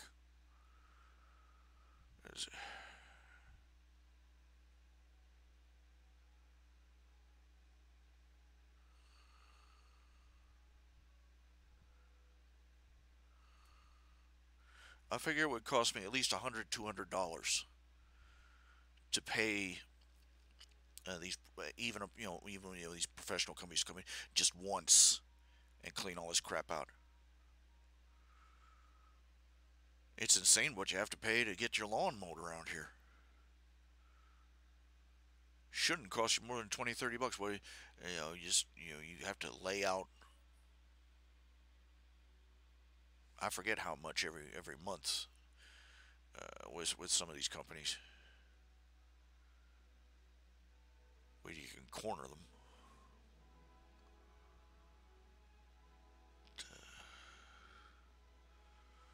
I know I'm not doing any drawing right now. I'm just right now. I have been.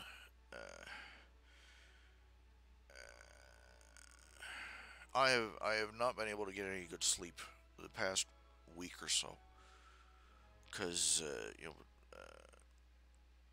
between the cold weather and everything else, and I just literally can't sleep, and I'm conking out all the time, and I'm just distracted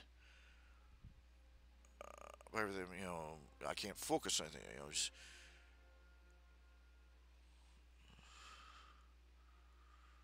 And if I try to focus on anything, I'll be sitting there. I'll pull my keyboard to me. I'll pull my drawing pad to me, and I'll wake up, a half hour later with drool in my beard and keyboard, wondering what happened. And my hips and knees in agony because my body's twisted around in the seat from where I slumped over. So,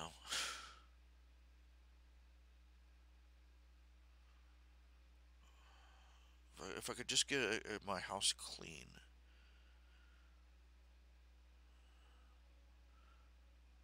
it would be a step. I've never been a very good homekeeper. I've been a terrible homekeeper my whole life. Housekeeper, homekeeper, however you want to put it.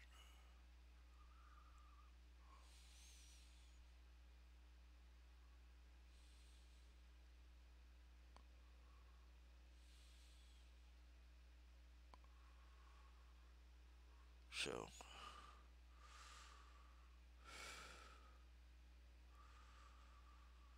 that's my wish. That's my birthday wish. My birthday is March 18th.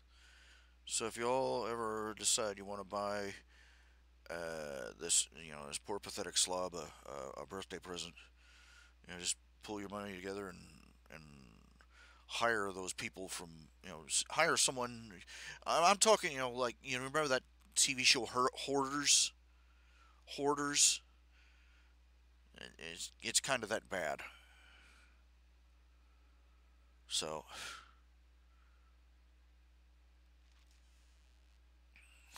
You want to buy me a birthday present? That's this thing to get some. Just hire somebody or find somebody with a truck to come in here with some work gloves and start just hauling trash bags out and haul it all away.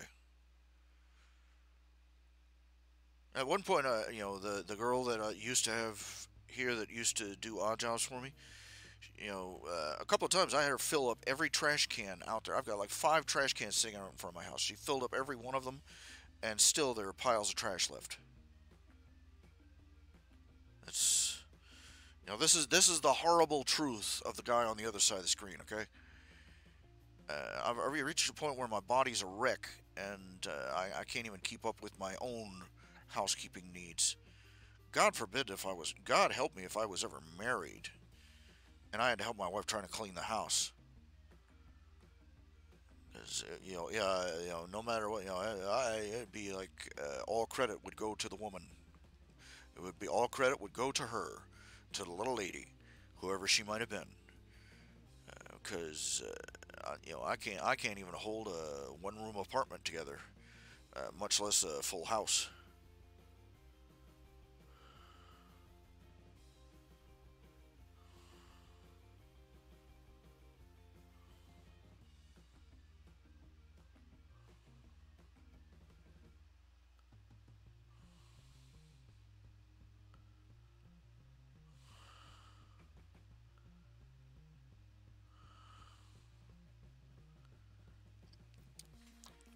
I've wandered a bit afield, but this guy, what gets me is that if what I was saying earlier about entertainment, how the the SJWs have taken over and made everything basically suck. And even these people who stand out and say, I'm fiscally conservative, but I'm socially moderate. No, you're not. Okay, aside. No, you're not. Moderate is something that a liberal calls themselves when they want to pretend they're conservative, and a conservative calls themselves when they want to pretend they're liberal. Without actually, uh, the Democrats do it because they want to trick people into treating them like a conservative. The Republican does it because he wants to trick people into treating him like a conservative. Both sides do. They want to have their cake and eat it too. They want to get votes from both sides of the fence. They want to be a moderate is somebody that imagines themselves morally superior to somebody who has taken a side. Don't tell me you're a moderate, because the first thing I see, you call yourself a moderate to me. The first thing I see is instant visualization. I see you sitting there, and over your head, in foot-high neon letters, conceited asshole. What you're saying is, well, I'm morally superior to either of you. That's it. Get off the bus. Just get out of the pool. Get out. You're trying to have your cake and eat it too, and imagine yourself morally superior to either side. Now, get out. What you're saying, you're conservatively this, and you're moderately that, and you're liberally this. You're a wishy-washy. Get off the damn fence. The only thing you get up from sitting on a fence is a sore crotch. The only thing in the middle of the road is dead armadillos and yellow stripes.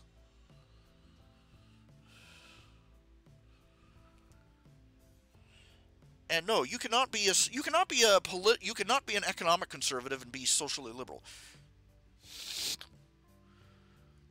They go hand in glove.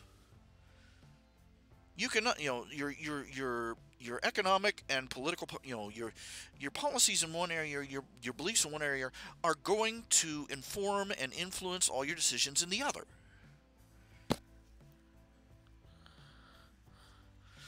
This is why I sort of choke a little bit when I hear about these gay conservative.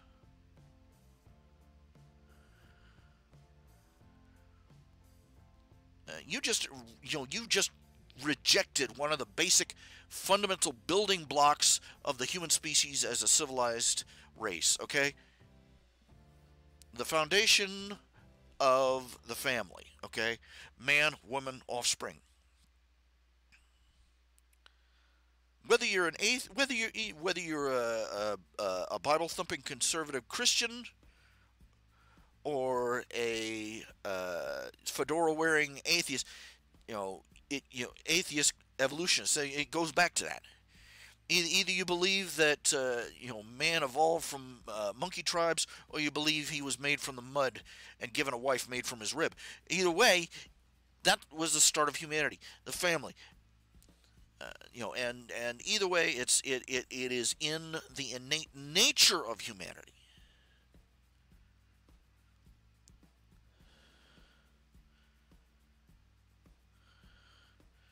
How are you going to it's a cognitive dissonance. How are you going to speak up on behalf of the fundamental building block of the family household, or political policies that reflect on the nuclear family, when you have rejected and deviated from that fundamental building block yourself?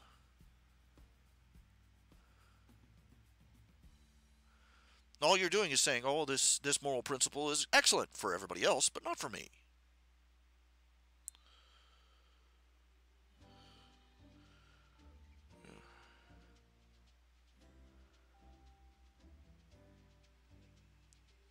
And a conservative is be ye not unequally yoked together, even inside your within the boundaries of your own beliefs. Don't saddle yourself with leftist humanist worldviews and try and fit them next to conservative, right-wing, and Christian ones. They are not going to pull equally, and they are not going to pull in the same direction.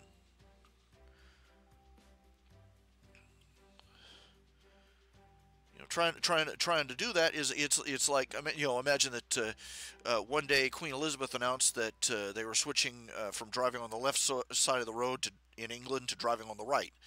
But to make things, to make the change more gradual, private cars would be starting out private cars would start driving out on the right side of the road immediately, while trucks and buses continued to drive on the left for the next 6 months.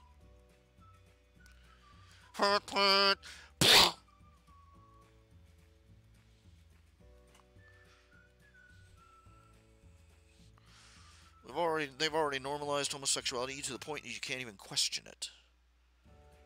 It's sad. You were attacked legally. You can be sued, you can be fired, you can be arrested for criticizing sodomy. And they have already started chipping away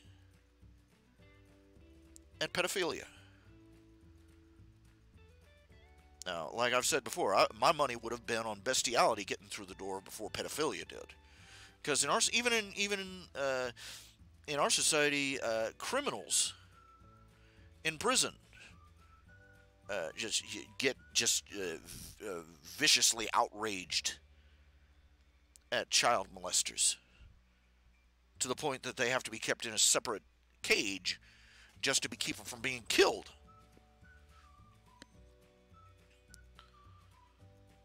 I figure that our society would have tolerated people trying to marry sheep before they tolerated them trying to hop in bed with a 6-year-old.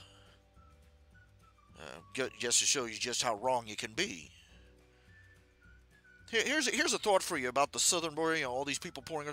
One of the things that they're catching out is child sex traffickers.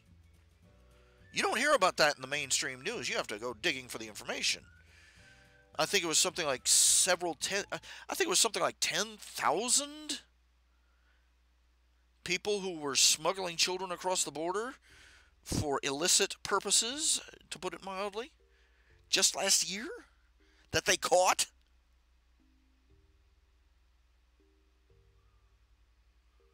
Oh, there's a big trade going back and forth of kitty diddlers. The legal age of consent in Mexico is 12 years old. Even if they didn't have illegal immigrants, I'm like, build a wall. Build the wall now, please. Thank you very much. I want something, I want something tall, I want it high, I want it thick, I want it wide, and I want it between us and them now.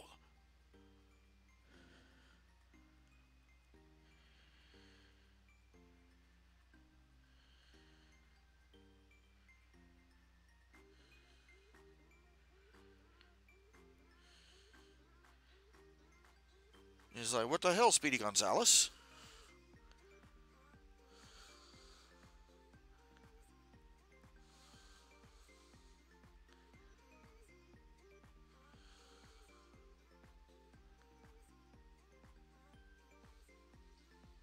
It's going to be a terrible burning time.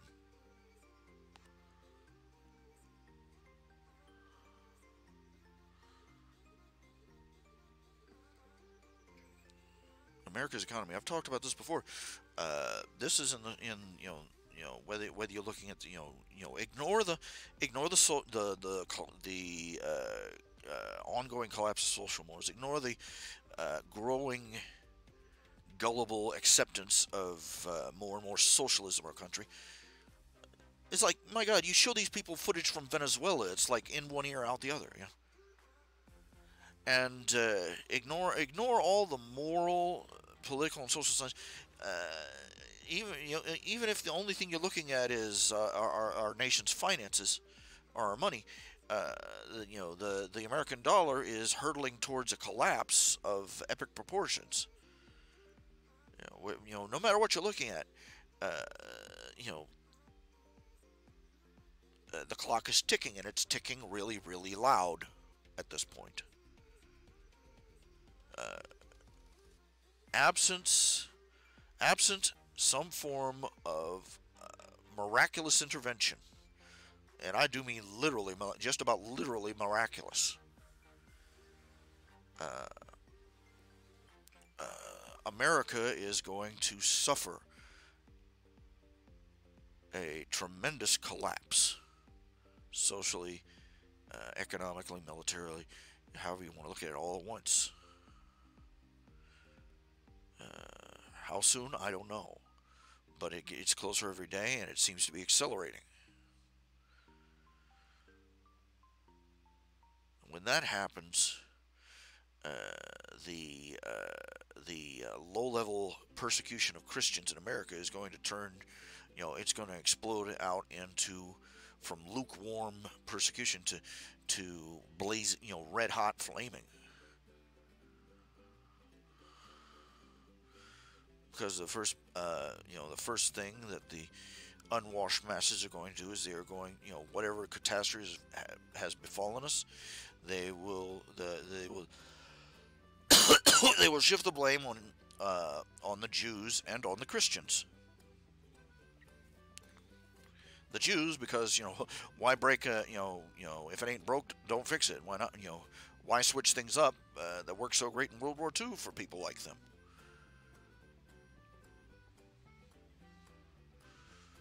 Blame the Jews, and they will blame Christians and try and claim that it is our uptight moral values, that oppressed people, and just made the explosion happen.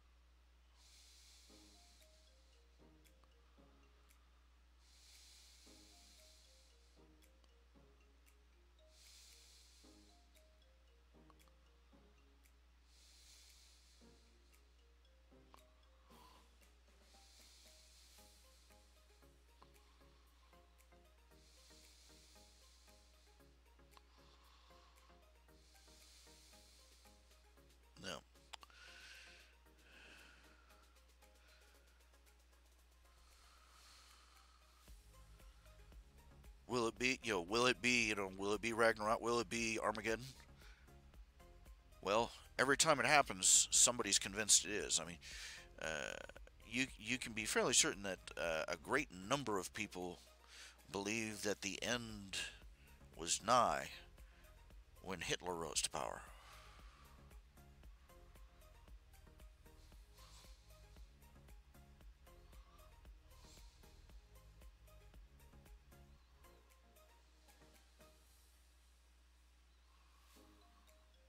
Well,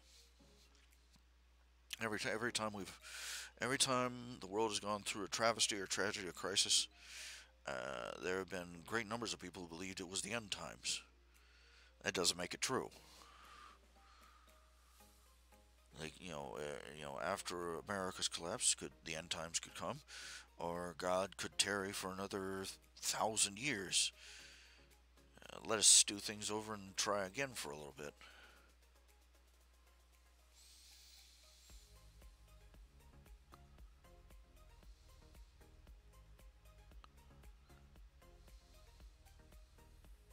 No,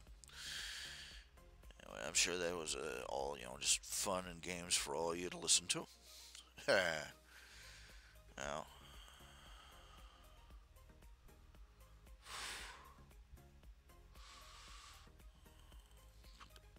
oh goodness. Okay, I'm starting to phase out again. Yeah. This is why I've been, I've not done any drawing tonight. I've not done anything, almost nothing this week, because just on the ragged edge. Can't sleep at night because it's freezing cold. Can't get anything done during the day because I'm so exhausted. Can't focus on anything. This is why I've been rambling on for so long at this. It's because when people get extremely, you just start rattling things off. They'll be rambling, hyperactive. So at least for stretches and periods in between bouts of unconsciousness. But okay, it has been 2 hours. Not very much compared to the 4-hour shows I used to do. Man, I miss the Fun Day Puppet Show. Those guys ran a show 4 freaking hours once a week.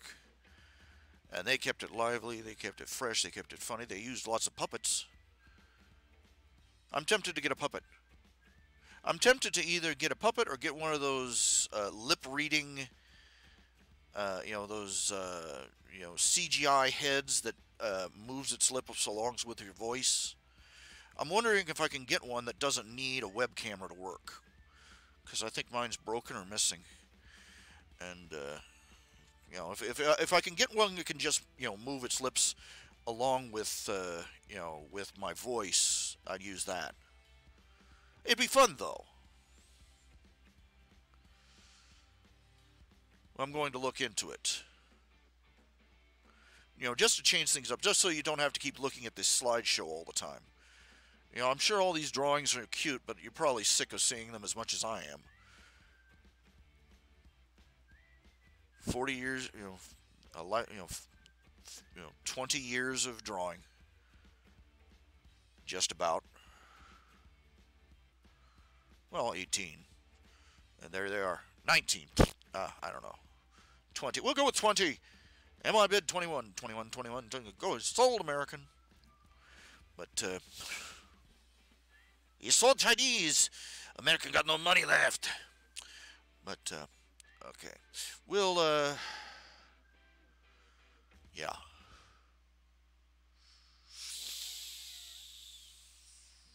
I think I'm going to call it a night. And, hopefully, oh, please, God. Hopefully tonight I'll be able to get some solid sleep. And wake up, aching, stiff, sore, and cranky, but at least coherent. Get some drawing to get some comic strips up. Get some commissions done and just get on with life. 10 days into 2019 and I'm not getting jack squat none. It's like 1/36 Like 3% of the year is gone, and I'm not happy with that. But what must be, must be.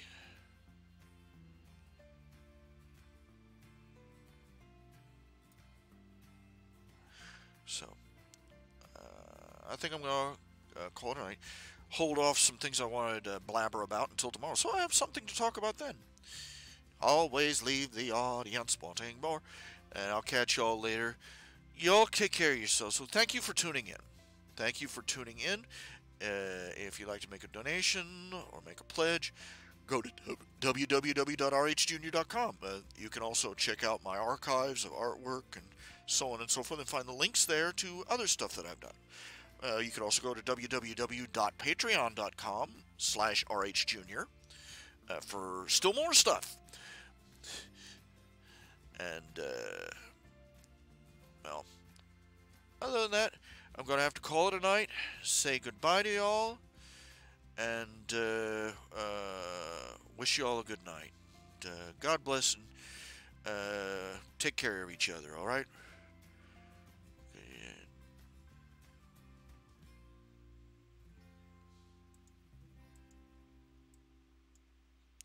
Come on, computer.